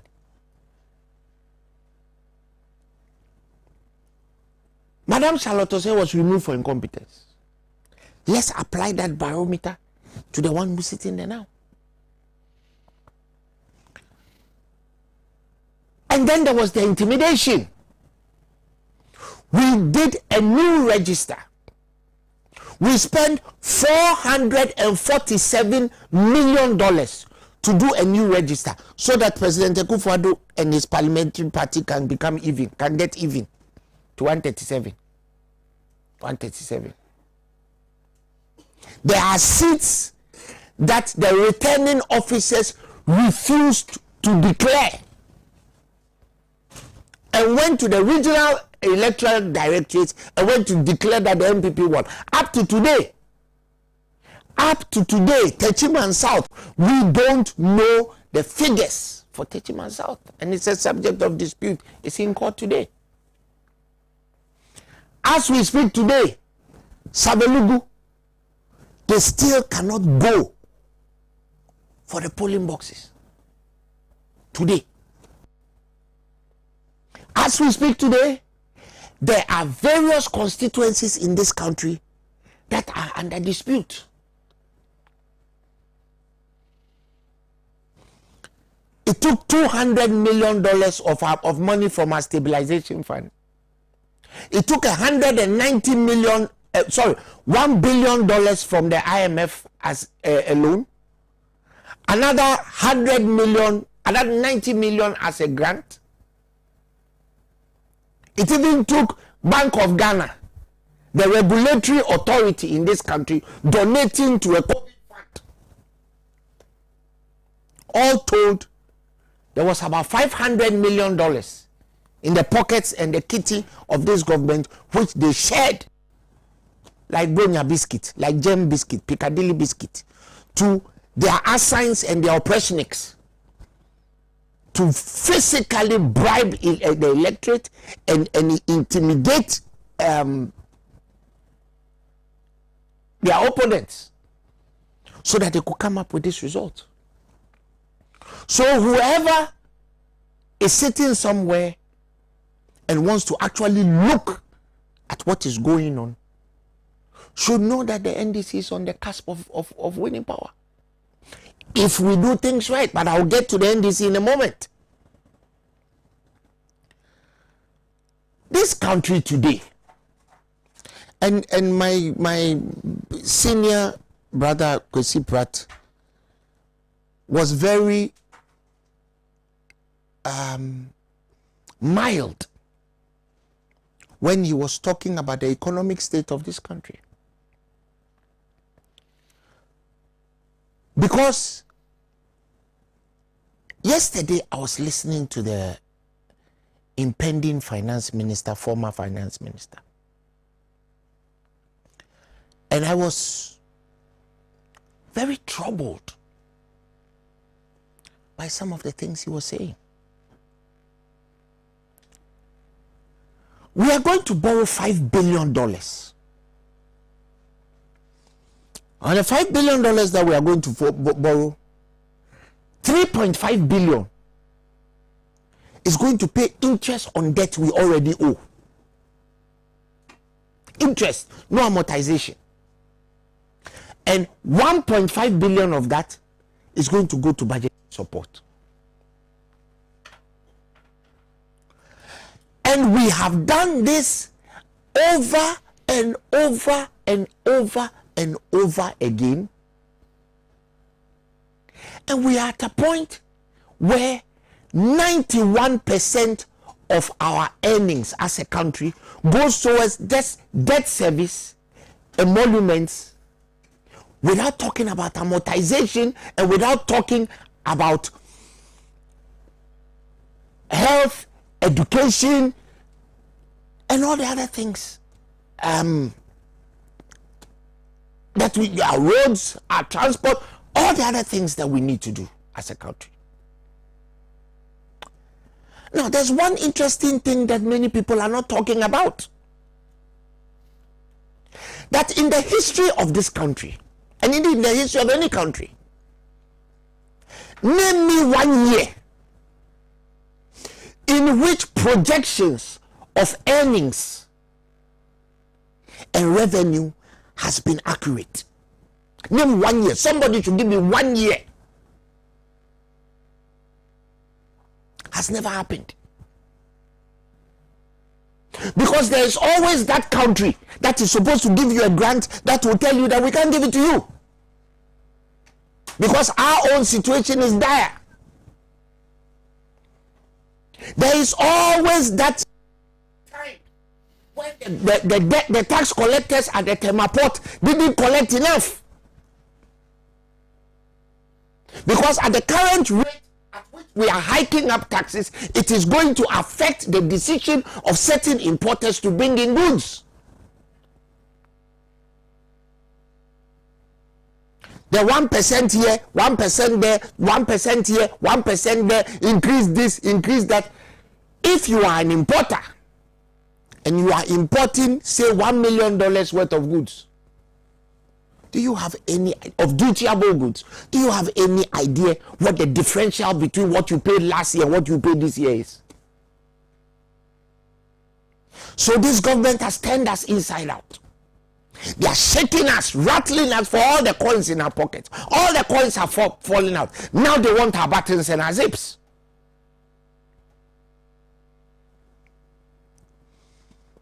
And yet, the people who are telling us to tighten our belts have absolutely they have no intention of tightening it. In fact, they are loosening their belts. They are growing pot bellies. Their stomachs are becoming big. Yeah, food do. And then I'm going here. With their mudu stomachs, they are chopping. I sent a text message to you the last week. And you chose to be demure about it. So today I'm here. I'm going to say it myself. I was walking through my neighborhood in front of Nyahu Clinic. And I heard a blast of sirens. We. So I stood there. I even thought it was an ambulance coming from Yahoo Clinic. It wasn't a siren, it was the president. How did I know it was the president? The vehicles he was coming with had the crown, the seal of the Republic of Ghana on it, and the flags. So it means he was in there. A fleet of cars, including 3 Maybachs. And anybody who knows a Maybach, it is the most expensive limousine in the class of the Mercedes limousines. And this is the 2-tone one, completely armored. So I get COVID, you tax me for getting COVID. You have increased the ESLA levy. So petrol prices are skyrocketing. You have increased anything you can increase. You have increased it. You have suddenly told us that the water that we were supposed to buy for free was not so free after all. You have increased by almost 600% the amount of money that goes to the office of government machinery. And you are using that money to go and buy Maybachs. You see, for a country like this country, where we are being told that 91% of our projected earnings is going to go into debt servicing and emoluments without amortization, our president should be sitting on a Vespa. Our president should be on a Vespa. Vespa. And you know why he should be sitting on a Vespa? Because a Vespa has an inbuilt siren. The Vespa sounds like a siren anyway. Because there are countries that we are going to collect money from whose prime ministers and presidents walk to work.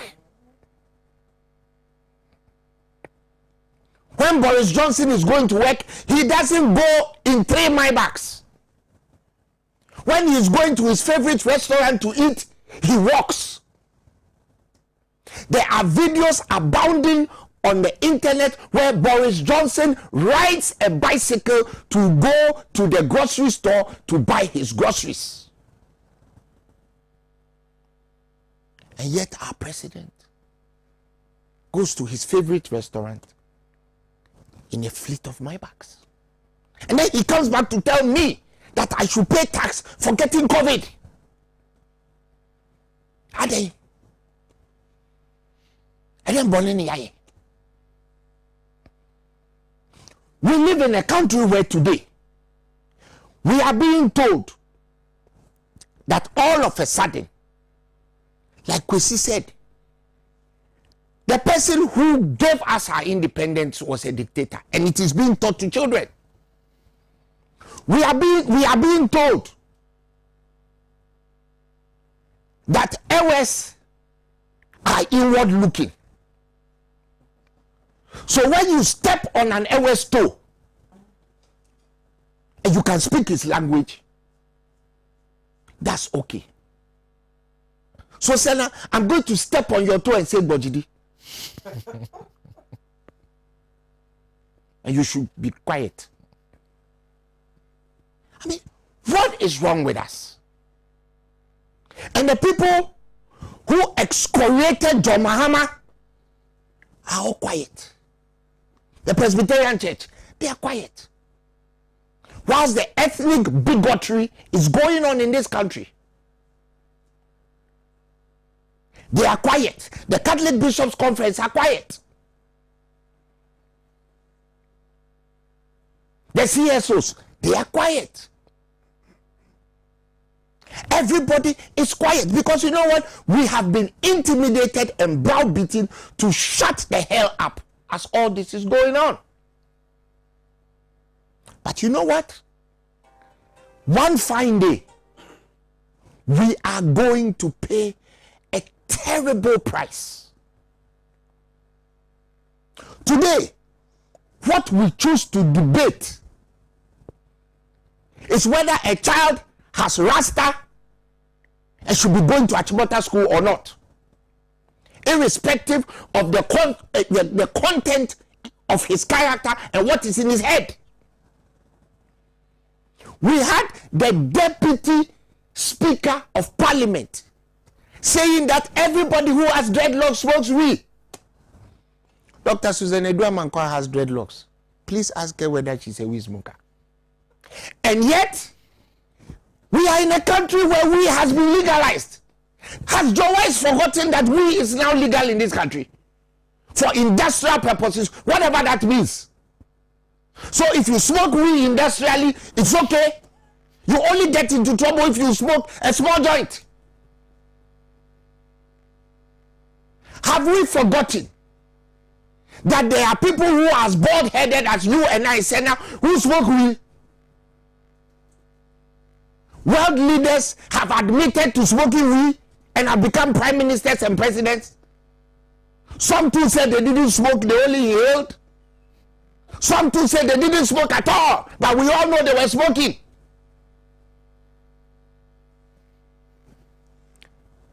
We are not serious in this country.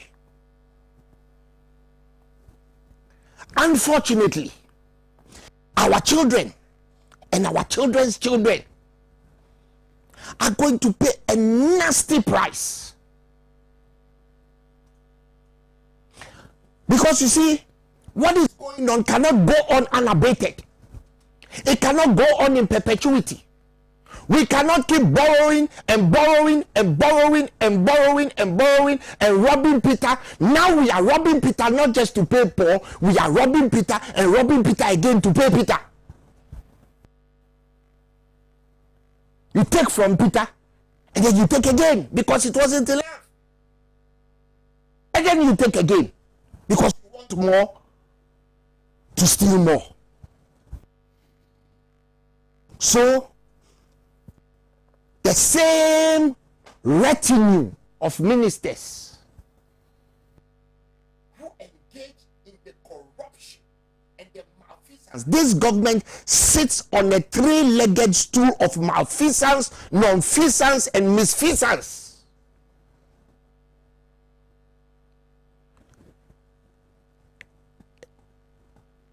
They have presented them again, and guess what?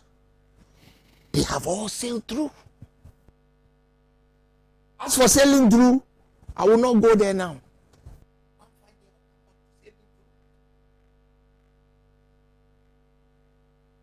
Because excuses were made for why some of them whether it was a Kongoma chief's excuse, whether it was a Nanuma chief's excuse, whether it was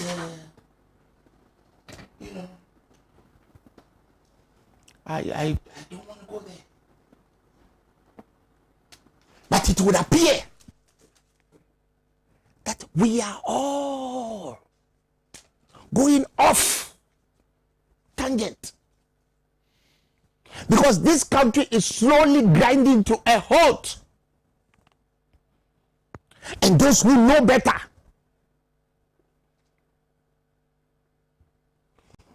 when the finance minister was vetted, Susan has already alluded to it. I expected some tough questions, even from his own side. One of the questions I expected to hear was about PDS. The finance minister wrote to the CID, and that letter is not a secret, that there has been fraud in the PDS matter. Not so. Up to today, 2 years on, has anybody been put before court? Where is that investigation? Hear me out again.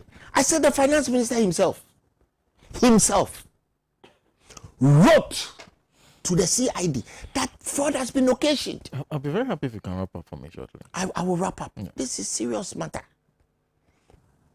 And if fraud has been occasioned, for the sake of the good people of Ghana. And this was the biggest transaction, public transaction in the history of this country. Never mind that the president decided to give it to his friends and his relatives as you know, because we had a finance minister who was reallocating shares with a letter on a private business deal. I have never heard of it before. But be that as it may, that fraud was occasioned by the people who procured the electricity of Ghana, and but for the vigilance of the workers of electricity of Ghana, that fraud would have been perpetrated on the citizens of this country. What are the police doing about it? Because I want to be a fly on the wall. If this had happened during the NDC time and the NPP came to power.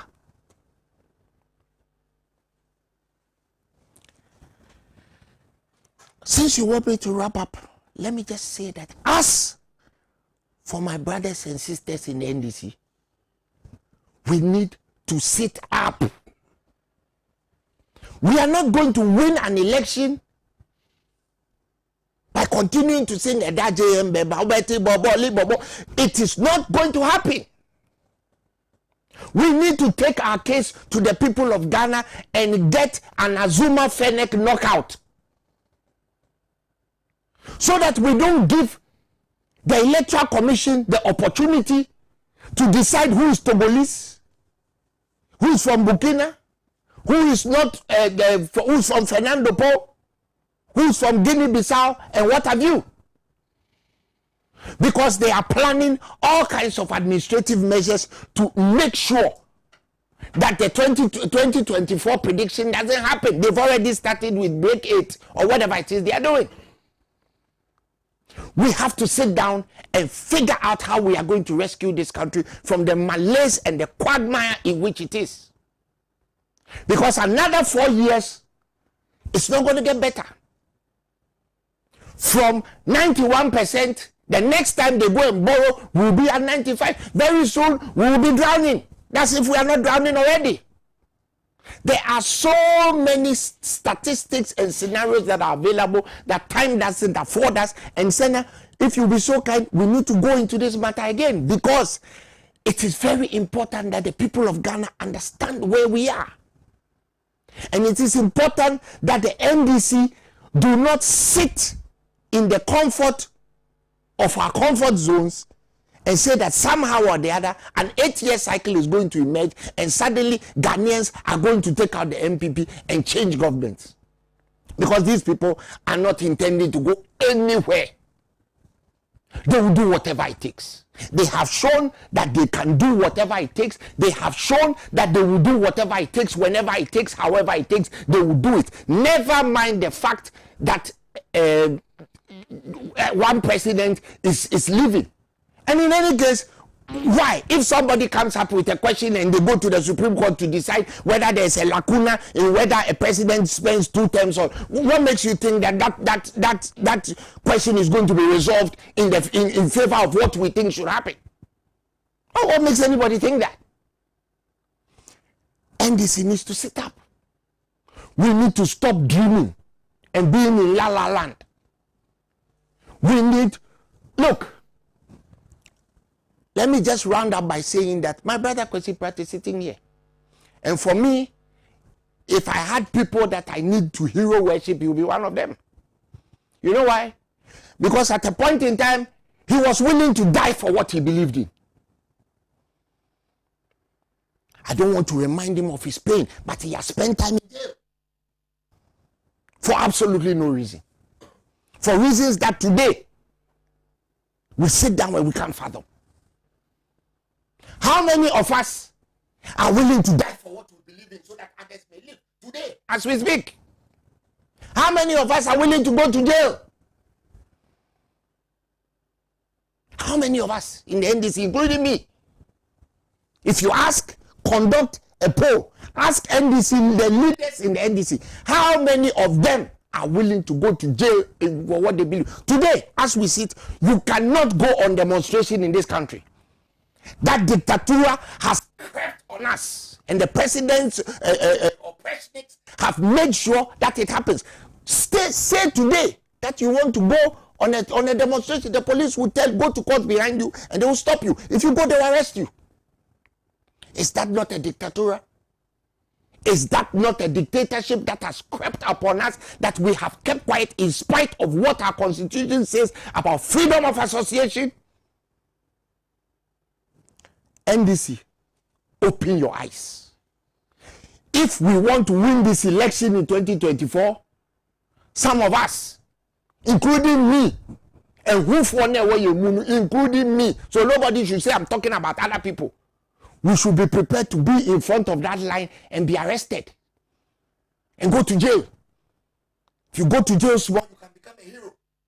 Some of us will probably lose our lives, but we lose your life so that others will live, so that your children and your children's children will live. Because the rate at which these people are going, there's absolutely no way they are going to give up power just like that. Okay. Thank you. Thank you very much.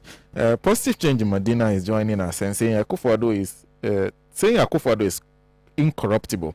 Is in itself corruption, but no one took it serious.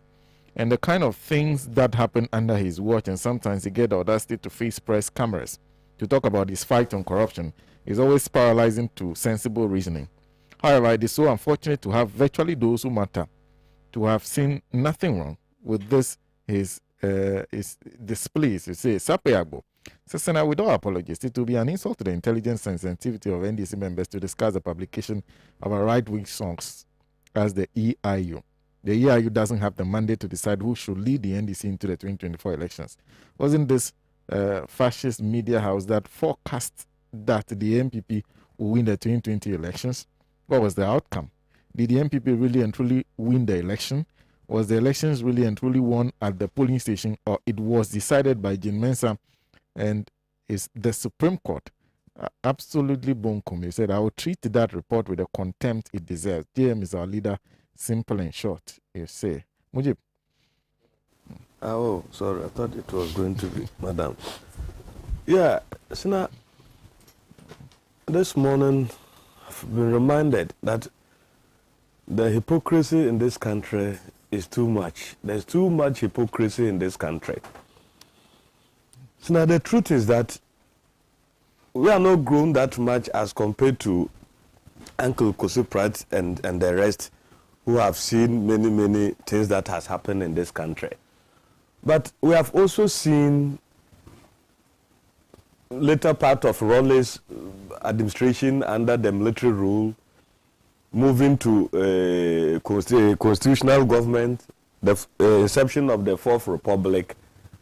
And so now, truly, I am here to see any president living in moderation, or to the extent of even riding a motorbike or bicycle to Castle or even Jubilee House.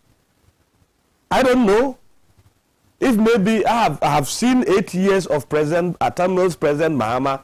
I have never seen any of them as head of state, president of the Republic of Ghana, commander-in-chief of the Ghana Armed Forces, driving or riding on a motorbike from his house in Accra here to Castle, Old Castle, or Jubilee House. Why is it that today we are seeing it different? You may have a point in trying to see how we match what we get as a revenue as a country and the priorities, how we prioritize the little revenue that we get. It is very important. See, now the lifestyle of government appointees, and for that matter, people in authority, is something that is worrying to majority of Ghanaians. And that point is clear, but don't limit it to just as if it is only happening now. That is where I said the hypocrisy. If it's bad and we need to condemn it, let's condemn it and then advocate for a change. Because we want potable water to drink, we want better rules, and when we have scarce resources, so let's manage and prioritize the scarce resources. What do you think I was advocating? Oh my God, man. What was I advocating for? I've asked a question. I've asked a question. You are what you're saying even an example. Not long ago, you were a chief executive of an agency. Long ago. Have you ever ridden on a bicycle to office? No, I'm Have saying. you ever ridden on a motorbike? You were on Land Cruiser. I said, well, you were driving in the Land Cruiser and you have a spare car sitting in the house waiting for you. All at the expense of the taxpayers' money. Today, the rules have changed and you are seeing that is not the best way to go. That's not true. But that is the reality. No, it's not true. Ostentatious lifestyles of government officials is part and parcel of our predicament as a country. It doesn't matter which political party is in government. We need to change that one. We're 56% under GDP. Precisely, of course. But but every government borrow since 1992, our fourth republic. I stand for correction. No government. No, the systems that we need to put in place as a country that will prevent us from borrowing or borrowing little are not in place. And all governments are guilty of that. When you were leaving office, how many factories did you put in place? We are not producing. We are not exporting. We are importing. Import-driven country, madam. Where are we getting the revenue? The hardcore currency that we need to jack our economy, where is it coming from? Our taste, our lifestyle. We're in Africa, we want to live like the Europeans. How have we been able to jack the agriculture sector in this country? Do we produce enough rice to feed ourselves and even export? It's the same economy that we have. The same old governments that have run through the 20-something years. And that is the problem. So I am more, I like the angle at which you approach it. It's a general concern, it's a general problem that we are facing in this country. But don't limit it to the present administration. Of course, they are also guilty of it, but that has been the system. No president will come and say, okay, these cars that my predecessor have used, I'm comfortable with them. I am going to continue using those cars without even buying new cars, making sure all the specs in the cars have changed for its own comfort. For all you know, the leaders you have referred to in Europe and America, their mindset, I am coming to serve my people. The African leaders don't come to serve their people. They come to lord themselves on their people. That is what we have seen over the years. And that is why we are here. We are always talking, but nothing is moving in this country. Sena, we have lost many people in this country that hitherto would have been better engineers, better scientists, changing the future of this country because we have poor roads in this country. People have died as a result because we can't put better medical facilities in this country, right from independent. But we are still talking and nobody cares. The corruption. Every government is guilty of corruption. No government that has come since the inception of the Fourth Republic that can go scot-free and say they have not been meddled with corruption issues in this country. You see them coming into government poorer and leaving government as richer than they came. And what are we talking, madam? So, Senior, it's a very good topic you have raised, but I think that we can delve into this topic, this devoid of political coloration, and change the future of this country. Why you have members of parliament? They ride on VAs, ministers, some 2-3 cars at the expense of the taxpayer. I go to my village, driving 7 miles from my village to work. You see people carrying firewood. And they have been taxed. And of what benefit are you? Yes, you have responsibility to your country. The responsibility of your country is also make sure you live in good conditions. At least you can boast of better medical system. You can get potable water. You can get constant electricity 24 hours. It's even your right for your country to even make sure you get a decent job. Is it the situation in Ghana today? Is it the situation? So now, let's to the substantive topic of about what is happening, the EIU report. I have heard other members of the NDC commenting, but some people, before even now, tend to downplay every report that comes from the EIA. But I don't want to go into details of that. But the reality on the matter is that every party now, where we are, have their own challenges. Like we have discussed what is happening in NPP as to who will lead the party after the president, the rules and regulations. It's the same thing. There are other groups of people, whether they like it or not, they felt that former President Mahama should not be the leader of the National Democratic Congress. And they are doing everything possible to change the face of the party, especially who lead the party into the 2024 election. That one, they need to know. It's not a rocket science. That is why in recent time, what is the name? Is it Association of Cadres or Coalition of Cadres? I've gone to the press center to call for the leader of the party to produce speeches or face their wrath. All these things are machinations of other elements within the National Democratic Congress to cause problems within the party.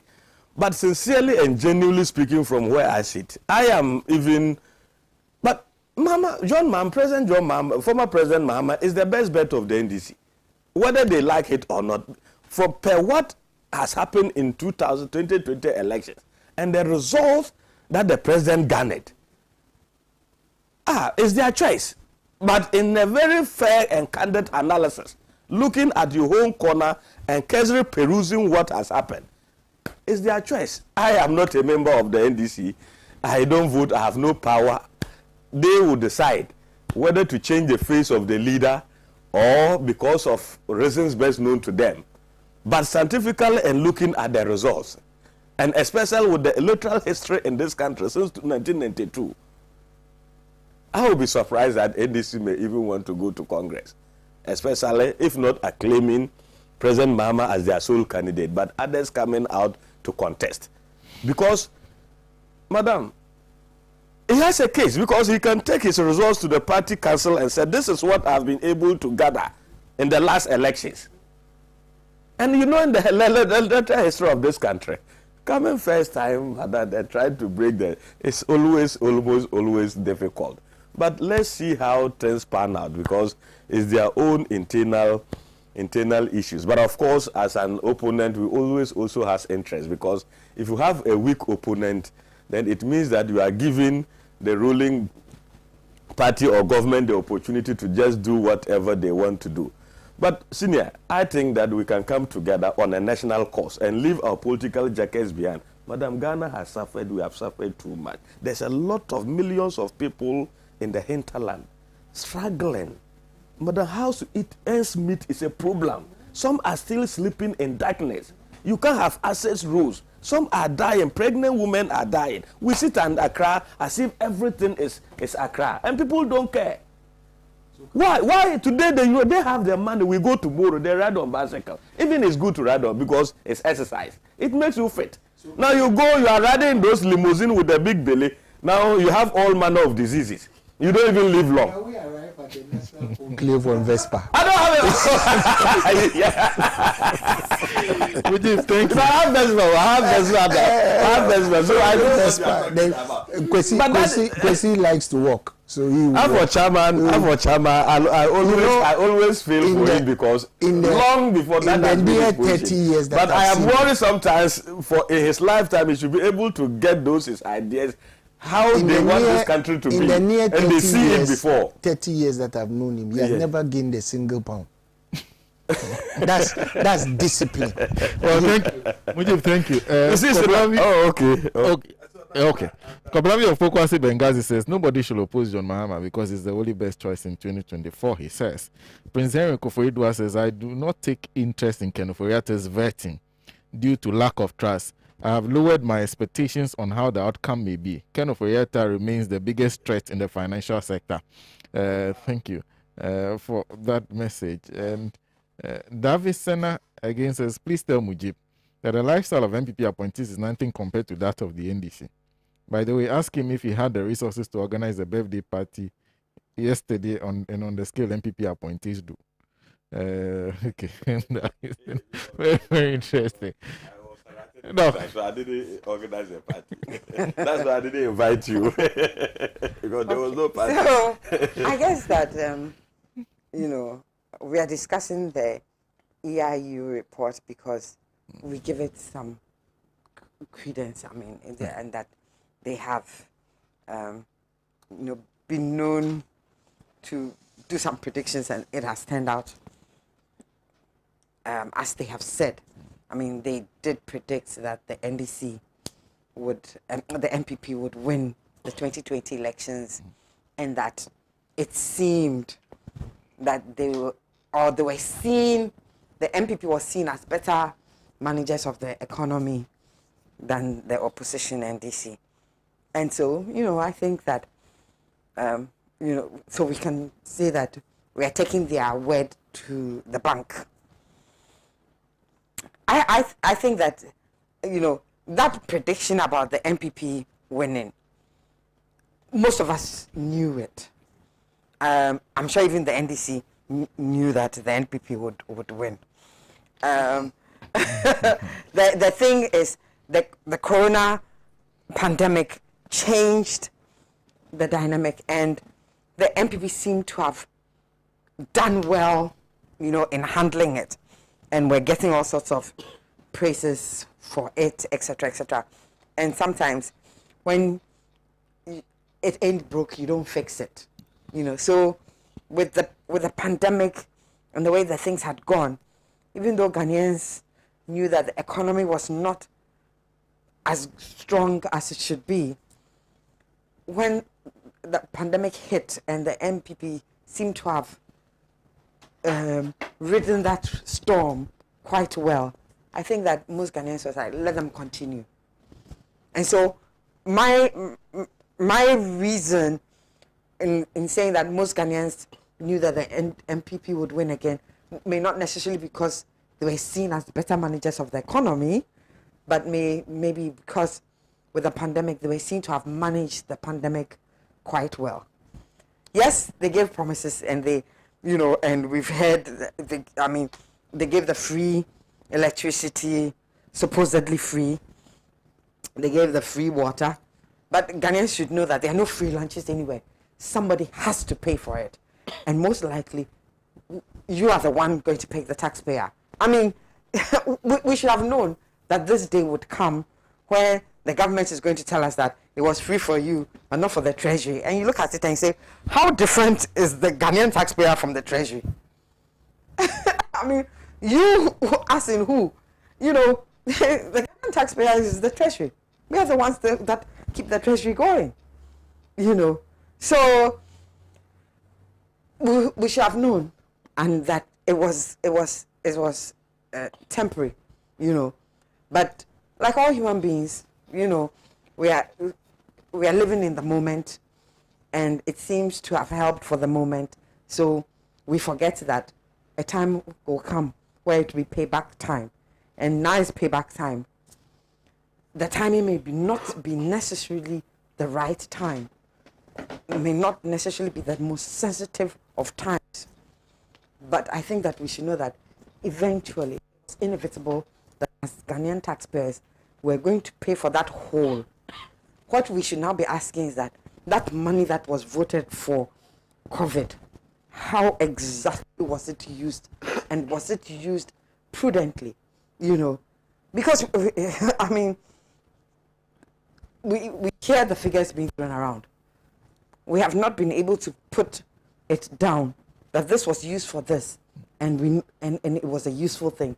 This was used for this, and you look at it, and there's so many leaking, places, and you wonder, wow. So could we have done just as well with less money? Maybe now we will not be paying so much of a high price for it. And so it is worrying. But I mean, the EIU has predicted that the NDC would win, given that caveat. I think that caveat, and I agree with him, doesn't really hold much for me, because look, the NDC were pleasantly surprised to see Mr. Mahama do so well. I mean, I think most Ghanaians didn't think that Mr. Mahama would do so well, and he did extremely well. And the NDC were pleasantly surprised. This was an election where the winners were unhappy and the losers were the ones dancing and jubilating, because they had exceeded their expectations. But it just goes to show that we didn't vote for the NPP because we liked them. We didn't. We had no choice. The next election, 2024, yes, it's for the NDC to lose it. And do you know how they would lose it? By the behavior we start seeing them doing in Parliament. Oh, the behavior in Parliament is shambolic, to say the least. Really. And that is how they'll lose it. They won't lose it from John Mahama. John Mahama, we may be fed up with him, but at least look at what he got, 47%. But the kind of behavior they're putting up in Parliament right now, you look at the ministers that we say we don't like, and you put it them, and it is glaring in front of everybody, and yet you go ahead and vote them in. Really? It's amazing. They have more loyalty to those parliamentarians that they sit with in the chamber to the people of Ghana and to their political party. It defies belief. I'm sure most Ghanaians woke up shocked to hear that these people had gotten the votes that they got. And you're like, wow. Will you put these people in charge of your own private business? Given that they came for an interview and this is what they said at the interview, will you do that? It's, like I said, it defies belief. When I heard, I was like, yeah, we have given the NDC an opportunity like this. You move from a loss of 63 parliamentarians, you come to almost at par, and this is the kind of behavior you want to put up. More of the same? Seriously? So if the NDC want to lose 2024, we are looking at their parliamentarians. We're not looking at John Mahama. We know him. We know what he can do and what he's capable of. We are looking at the opportunity we have given the NDC to show that they have this country at heart and not their fellow parliamentarians, and that is not politics as usual. And that you come there as long. Why are we going through this? Okay, no, I think the vetting is good because it is showing up the people for who they are. It is showing them up for who they are. You know, when some of the people were put there, the discussion some of us were having was that, maybe the president is putting them there so that they can fall on their faces, and then he can always absolve himself from saying that, I gave you the opportunity, but you yourself went to fall flat on your face. And because we wondered why he was putting those people up. And those people come, and the NDC think that these people are good enough to be our ministers. What? This NDC, they think that these people are good enough to be our ministers. Then why are we going to vote for NDC in 2024? Why would you waste your time going to vote for NDC in 2024 if they think that these ministers are good for this country? Like I said, it defies belief. So, for me, I don't have too much to say on it. There is so much that the NDC can do. As for the taxes, and they made noise, we are not accepting these taxes. We don't like this budget, and it is not good for the people of Ghana. I would say that the 3 people who didn't come for the vote, that one, it can happen. But what the NDC should have done, and to think ahead of time, was to say that scenarios, if our people don't come, how can we get the numbers? And go all out to look at the moderates among the NPP and find them to vote against this tax increases. They didn't, no, but at least they should have tried. Or at least we should have heard them trying. Did they try? Did they try hard enough? Did they try hard enough to go and look for the moderates among the NPP to say that, look, you love your party, granted, but the love for the country must be bigger? Do you, in all honesty, think that at this time, we need these taxes on the Ghanaian people? They sat down and relied on what? What do you mean? If you're a politician, you must be thinking 10, 15 steps ahead. And should have realized that in a scenario where our people don't all come, if we genuinely think that this tax increases and this budget should not fly, then let us go out and do that. Did they do it?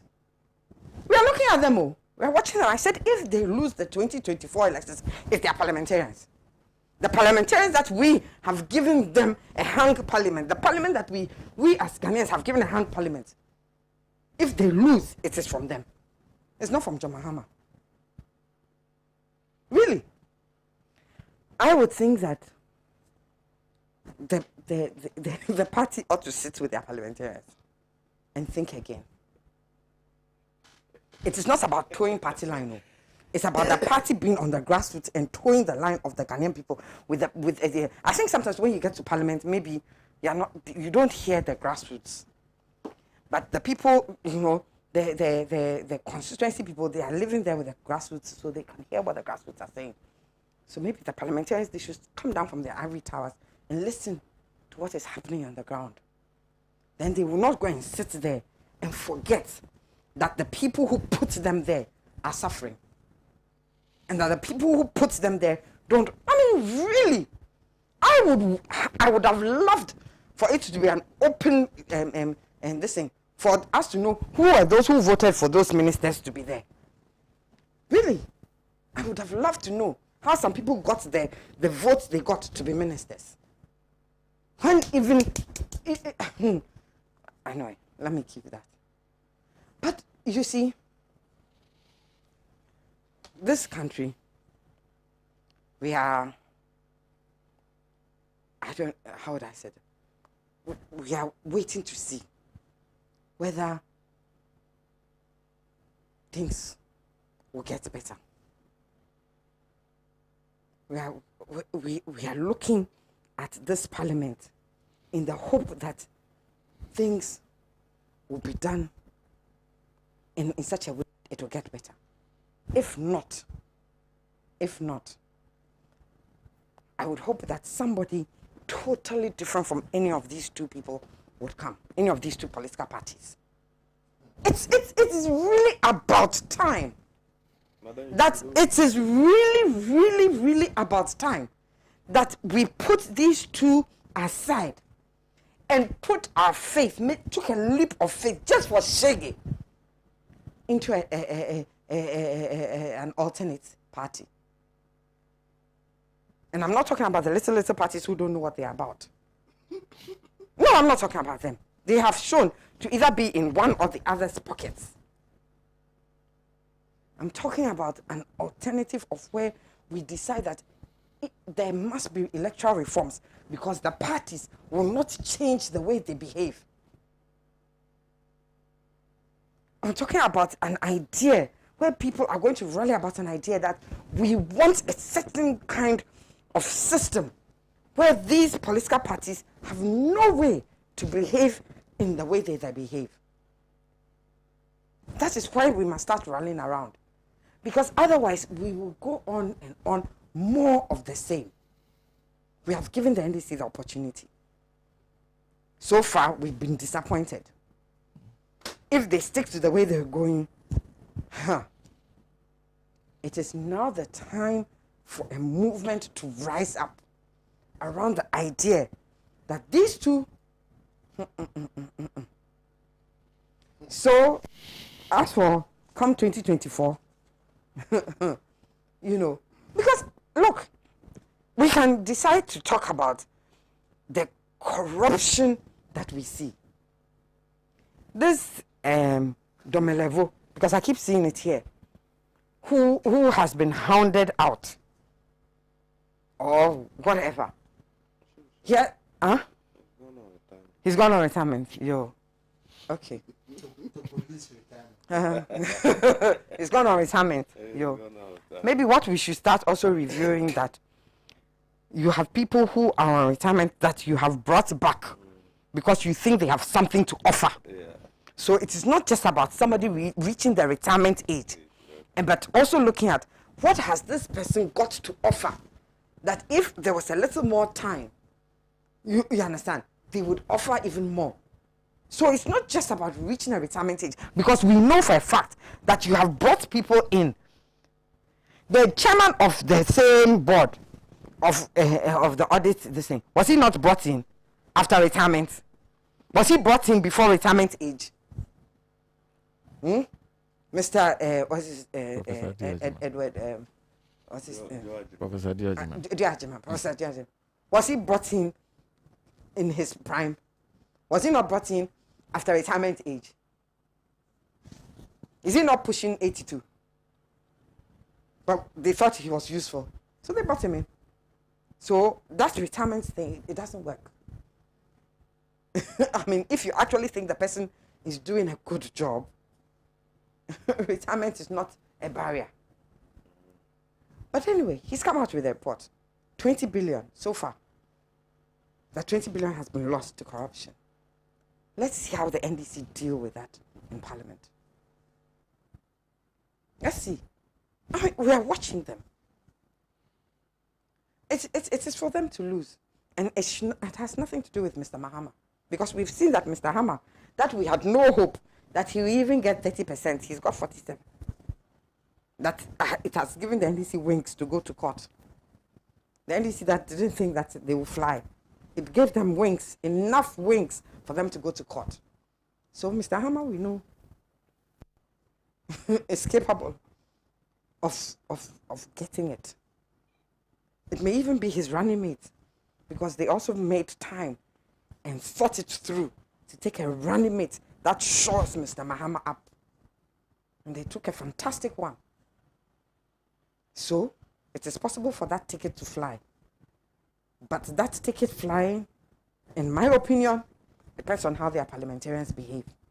Because if the parliamentarians, they give us more of the same, oh, we too, we know how we'll vote.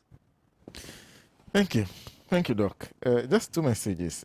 This one is from Habib, who says, when it comes to EIU predictions, we the grassroots supporters of the NDC say we love and cherish John Mahama and nothing else, or more.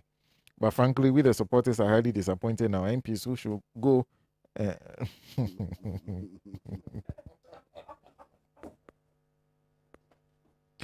the rest of it, I'm not sure what to.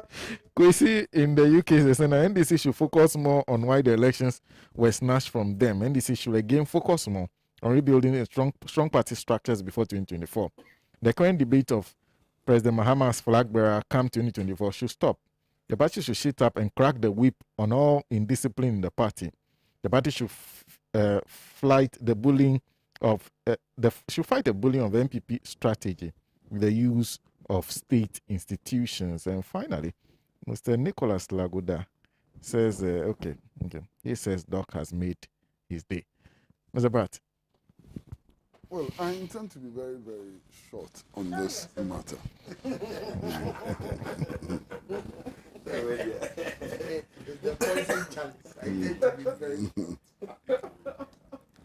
Because I've read this EIU report. This report is not based on a survey. They haven't found out what Ghanaians think or anything. It's not based on a survey. In fact, it's based on nothing. This is an opinion writer who is writing about his or her own expectations. Read the report again. You understand? So the report is absolutely useless. Completely useless. In any case, if anybody is to make accurate predictions about Ghanaian elections, is it about EIU and its staff who are sitting somewhere in London or somewhere else, or we the people of Ghana? So I don't place any premium on this report. I didn't place any premium on the report that the NPP was going to win the elections. I thought it was useless. I still think that EIU reports are useless and they don't tell us anything. In any case, if you read the report, it doesn't hang, as Kodochum Boafu said. It doesn't hang. Different parts of the report are pointing in different directions, and I'm not going to waste my time discussing this report. 2024 is near, is coming. We are going to go to an election. And as I said from the very beginning, the most important things in that election are whether or not the results of the elections will lead to improving the conditions of life of the Ghanaian people. That's the most important thing. One of the most important things is for us to understand that elections have consequences. Results of elections have consequences. Perhaps if we had not voted for this administration, or if the Electoral Commission had not claimed that we voted for this administration, perhaps all these taxes on petroleum products and so on would not have happened. And even if they would have happened, they would not be happening now. Would have got some breathing space and so on. So outcomes of elections have consequences. And we need to understand that very clearly. And Sena, I am so very happy that my sister Susan was on this panel today. She has said some of the things that I would have liked to say, and she said them better than I could have said. And I'm so happy that Susan was on this panel today. And I do hope that she will continue coming. Because listen, today, as we sit here, the NDC has been given an opportunity which no political party in opposition has had before. The opportunity the NDC has been given, no opposition party has been given that opportunity throughout our history. From 1951 up to today, no opposition party has had the opportunity that the NDC has had. A hung parliament. The NDC is actually or was in a position to decide who should become the speaker. And if the NDC works hard enough and so on, the NDC can decide so many things. Even if it cannot decide so many things, it can frustrate so many things. We are not seeing that in Parliament. What we are seeing in Parliament is troubling. And I fully agree with my sister Susan that the fate of the National Democratic Congress is in the hands of the parliamentarians. How the NDC performs in 2024 is dependent on how the parliamentarians perform today. Some of the things that have happened in Parliament are incredible. A ministerial nominee comes before the vetting committee or the appointments committee, and we are all watching. And somebody asked her, what are the different branches of your ministry? He says, I don't understand that question. Can we come again? The question is asked 3 times. And she has no clue about the different branches of her own ministry, the ministry she's going to head. She has no clue. And NDC parliamentarians approve her. 3 days ago, I heard the argument of a senior member of the National Democratic Congress, a very senior member of the National Democratic Congress, with regards to the vetting of the Honorable Ken Oforiatta. I felt like crying. Jesus Christ, what kind of leaders are these? Sena, this man was arguing. Listen to me very carefully. He was saying it, not me, that Ken Oforiatta has run the economy aground. That he's satisfied that Ken Oforiatta has nothing new to show. And that if he is approved, he will wreck the economy even more. But he should be approved. And he should be approved because he will destroy the economy. And if he destroys the economy, the people of Ghana will continue to suffer more, and therefore NDC will win power in 2024. Can you imagine that this is how people are thinking? They think that they can profit from the suffering of the Ghanaian people. They actually believe that if the Ghanaian people suffer more, they will win elections. What lopsided thinking is that? They will not use this opportunity that the Ghanaian people have given them to show that they are ready to fight for the improvement of the conditions of life of the Ghanaians. They rather use this opportunity to make the economy suffer more, so Ghanaians can suffer more and vote for them. It's up to the NDC. I'm not a member of the NDC. Perhaps I will never be a member of the NDC. Given my orientation and all, I don't fit there. I'm not a social democrat. You understand? So it is up to them to make decisions. They have to decide whether they will stay with the people or they will work against the people. And if they work against the interests of the people, there are consequences. So I see them doing all kinds of things. The other day, a couple of days ago, I saw a former member of parliament arguing very, very strongly that, he has no problem with John Mahama's candidature. The only problem is that John Mahama should change the running mate and go for a gun. What stupidity is that? What stupidity is that? I mean, what is the basis of this supposition that if you go for a gun, you go for any gun, go to the beach, grab any gun, it's a gun, and therefore you win. What stupidity is that? But there are so many people who are so very stupid, and they won't keep their stupidity to themselves. They are displaying their stupidity on billboards. Look, 2024,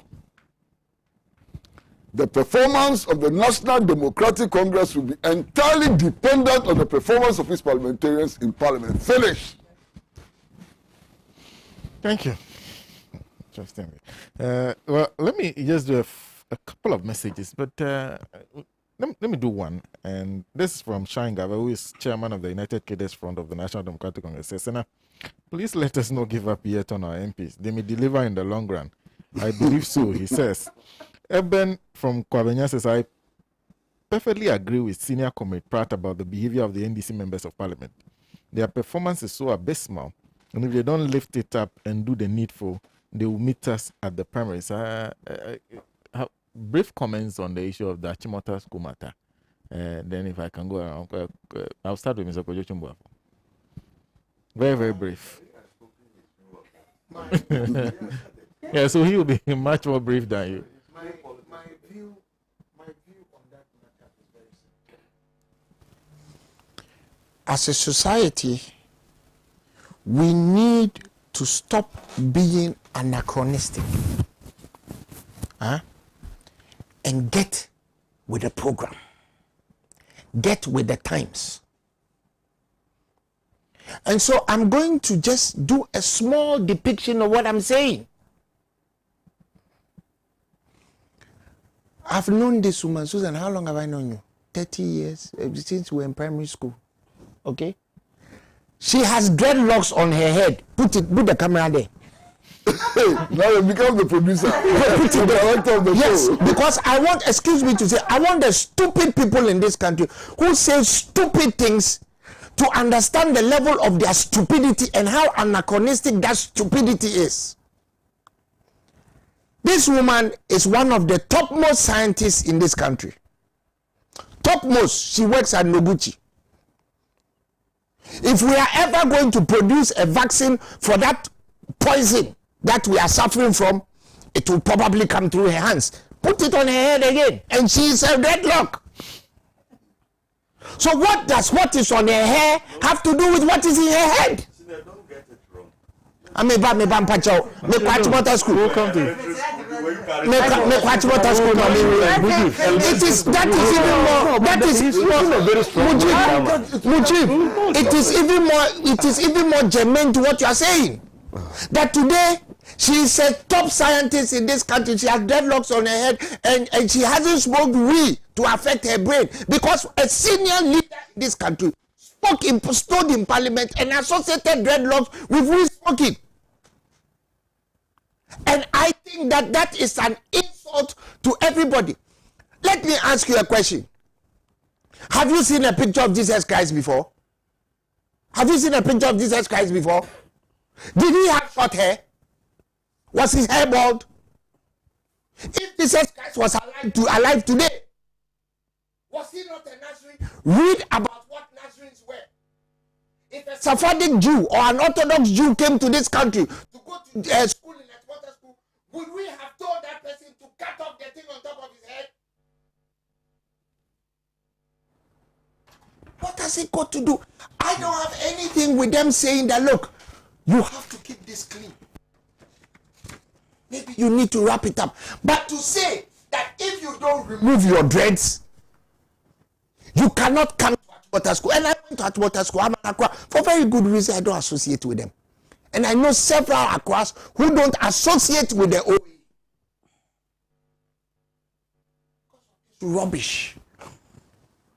When we were in Achimota school, when we started Achimota school, the young ladies in the school, you could come to school with a certain amount of your own clothes, which they use for prep.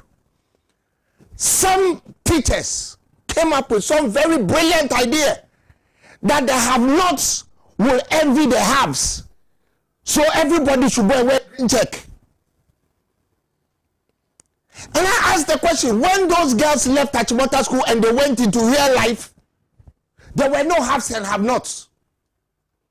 So when they entered real life, everybody was wearing green check. Right? Achimota school, get with the program. Okay. Because some people were bald-headed like me, and they smoke more weed than you have ever seen in your life. Okay. Thank you. Anybody who was with us when we were in Achimota school, when Pillar 2, as we have it, was now Anumle, and the games field and the golf course, go and ask what we're doing there. Go up. Look. Okay. I think, you know, we need to get certain things right, because you said something and I thought, I made a note of it, that they were against Rastafarians. I don't think they're against Rastafarians. I don't think it has anything to do with Rastafarians. So we need to get it right, because sometimes you hear that, oh, they're against Rastafarians. I don't think it has anything. I don't think they cared whether they were Rastafarians or anything. They were going by their school rules. But that's one thing. Then another thing, they're not called dreadlocks. They're not dreads.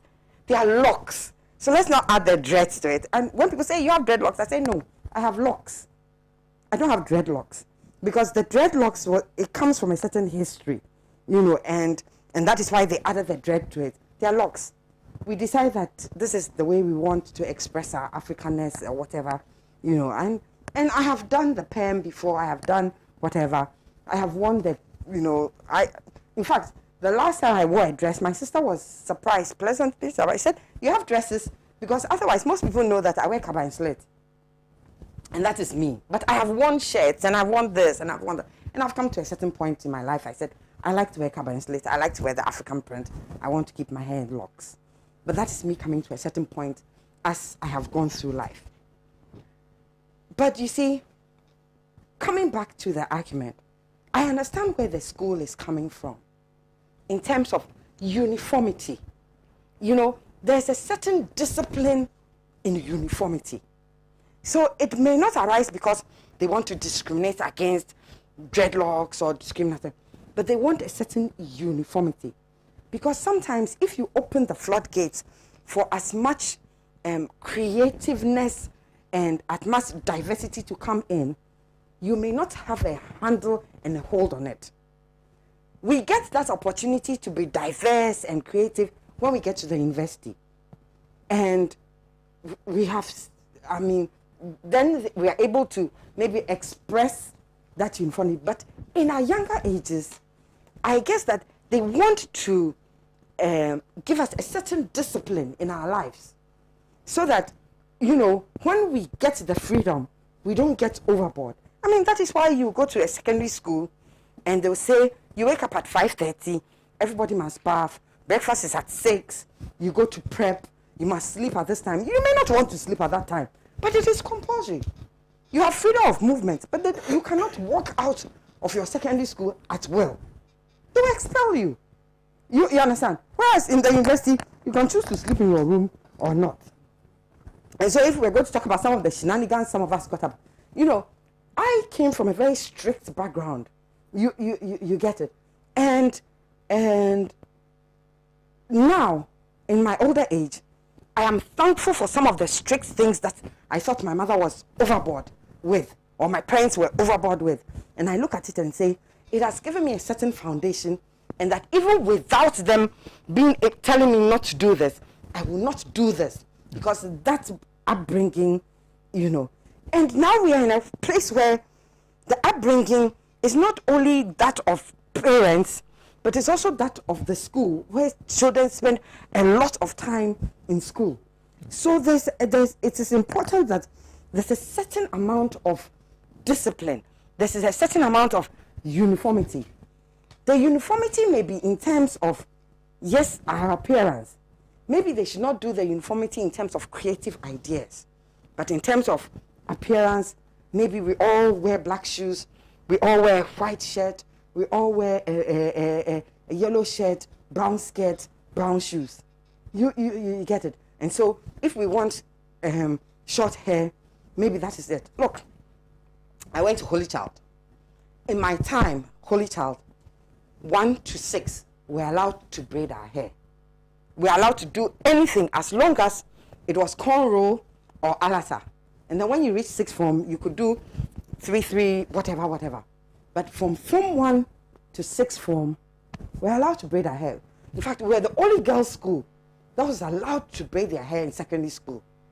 Such that people, you know, mothers who didn't want their children to cut their hair would force to get their children into Holy Child so that the girls could keep their hair. And we liked that. But at a certain point in time, that same headmistress that I had gone to meet there said that the students should cut their hair and nobody should keep long hair. And why was that? Because she found certain students spending an inordinate amount of time on their hair and training themselves. We have come to a certain generation where there's so much narcissism. There's a narcissistic generation where pruning is all that seems to be taking up a lot of time. You understand? And so a headmistress who had been in the school herself, had been able to braid her hair in the school itself, had been there for generations, where I had gone through, my sister had gone through, several of us had gone through, now decides that, no, the girls must cut her hair. She had come to the point where the students were not balancing the amount of time spent doing their hair with their studies. In our generation, look, if it was prep time, you will not find anybody in the dorms braiding their hair. It won't happen.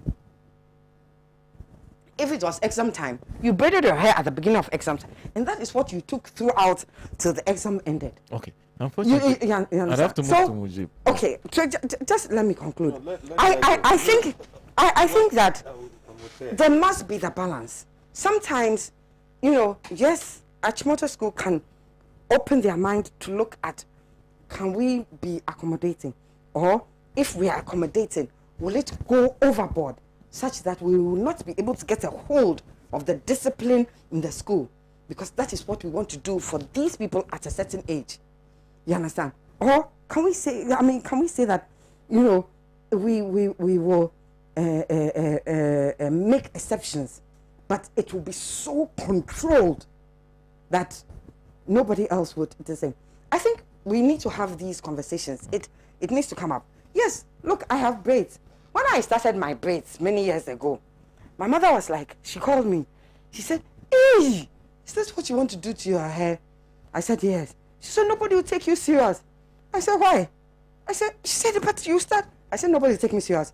When I start talking, they will forgo looking at my hair and listen to what I say." And today, I'm sure there are many people who don't even know that I have braids, because They rather listen to what I will say than look on what is on top of my head. Okay.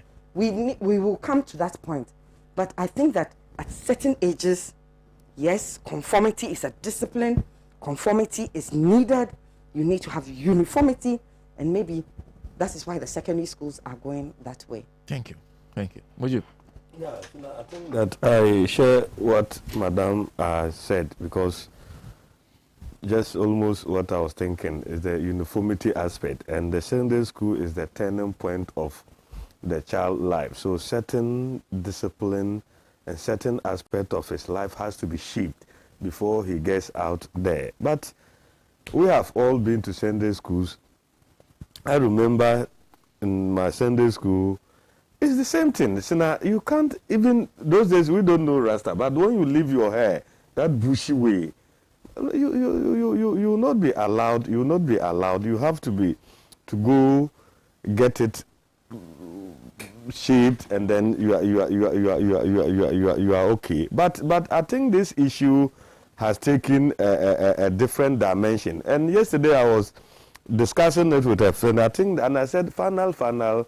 I think that we have to go to court and then see what the court will rule on it. Because what I know, critical, Madam, yes, we have the national constitution, but these institutions are also mandated to have their own internal rules and regulations, which necessarily don't have to contravene the national institution.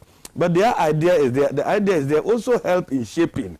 Together you all succeed or achieve one purpose. Basically, that is the issue. And even now, when you go to school, but they offer you admissions. And when they offer admission, I think the code of conduct and everything is attached to the admission. It means they have offered you. Then you now go and also bring your acceptance. Then you have to read the content of it, let them explain everything. You append your signature and everything. It means that you have accepted the offer that the school has given to you.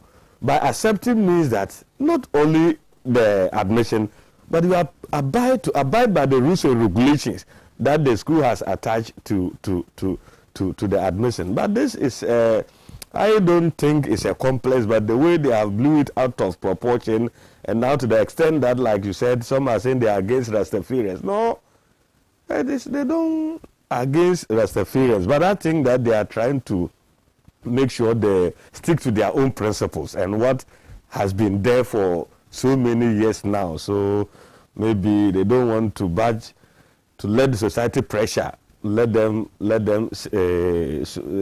veer off what they are doing. But if they also think they are not properly treated, it is within their right to go to court, and the court will be the final decision on whether Achimota aired or not. So, and that will bring all this hullabaloo and this noise to finality.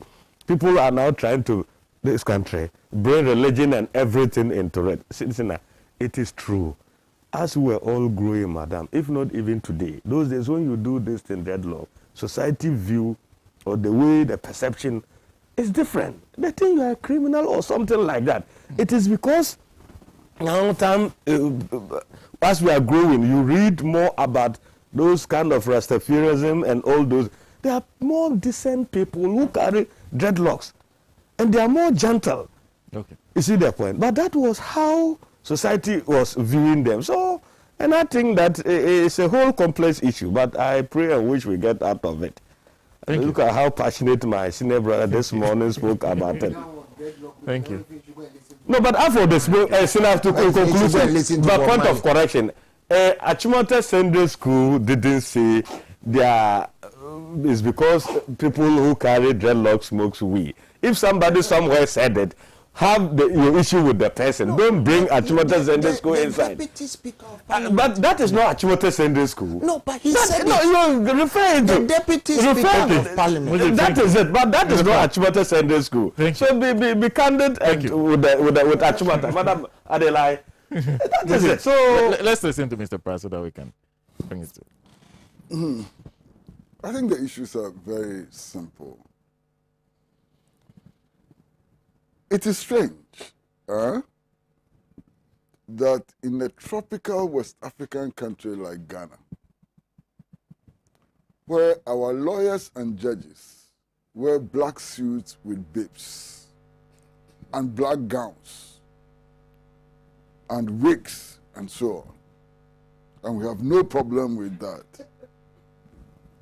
Well, most of our public officials actually wear wigs, Brazilian hair and Indonesian hair and so on. And we have no problems with that. We have a problem with wearing locks. That's very strange. It is very strange. We have no problem with trying to ape Europeans, wear their hair, dress like them and so on.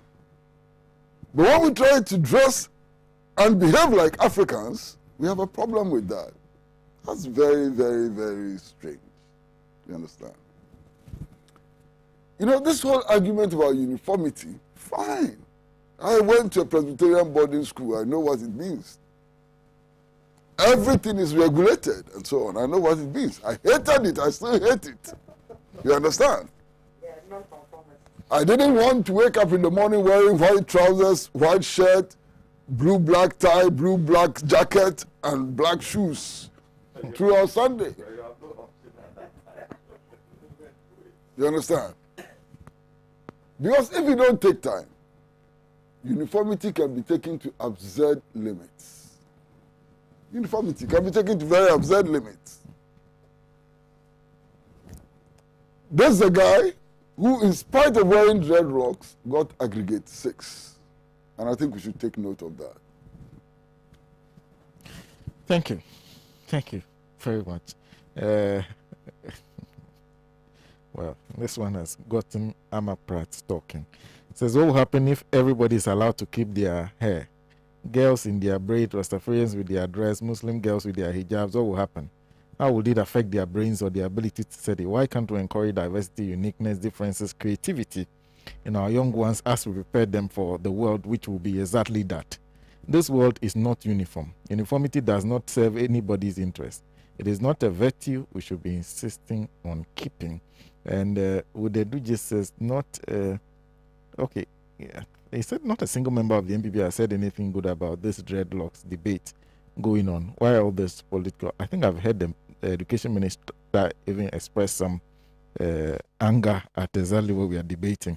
Okay, so thank you for that. And Dr. Percy sent quite a long one on the EIU. I'll try and just read a few points. It says the EIU report is simply an NPP contrivance for a simple purpose, to establish Nana Akufo-Addo's stolen second term as a fait accompli. Ghanaians should simply agree on this small matter and get back to business as usual. What can be better basis for Ghanaians moving on, if not the next elections? If bringing in the matter of JDM and whether or not he leads the NDC sustained diversion as to the inevitable turmoil in that party for a bonus, that's even better. Mr. Chumbo, for at least some contingents of the Ghanaian elite who are quiet about the desperate condition of our country. But why should the Ghanaian elite complain? The NPP is the party of the Ghanaian elite, and all contingents of that elite in the media, in academia, within the NGOs, our so-called moral society, the peace industry, were all involved in stealing Nana Akufo-Addo's second term. It continues. Thank you, Doc. And a very good morning to you. A very good morning to every one of you who made time to watch us this morning. Once again, a big thank you to Jarin's Breakfast and Snacks. They provide us snacks here. Very wonderful snacks. A big thank you to them. A big thank you to our several affiliate stations, especially Ahunto 92.3 FM, Volta 1 TV, and our friends up north and also in the Volta region, Central region, among several places where they are taking us live. Also, a big thank you to my panel for today, Mr. Chris Bragina, who is managing editor of the Inside newspaper. All makes time to join us on the show. A big thank you to him. Mujib Rahman, always a pleasure having him on the show. Happy belated birthday to him, by the way. He celebrated his birthday yesterday. He's a member of the NPP's communication team. And Dr. Susan Edua Mankwa, who is a public health pharmacist, also joined us today. When I say public health pharmacist, it's the way she'll be addressed now. Well, she has a strong political background. She was at one time a vice chairman of the Convention People's Party. And of course, our very good friend, Kojo Chumbuafo, wonderful to see him. He's a leading member of the National Democratic Congress. My name is Sena Nombo. A happy birthday to Onassis Kobe. And of course, a happy belated birthday to Anthony Nupenu, my brother from Fivia. A happy belated birthday to you. And I'd like to salute Angelo Kojokiaga. A good morning to you. We are back same time next week with another edition of the show. Enjoy the rest of the weekend. And of course, have a fruitful week. And meet us on Pan African TV. Same time next Saturday.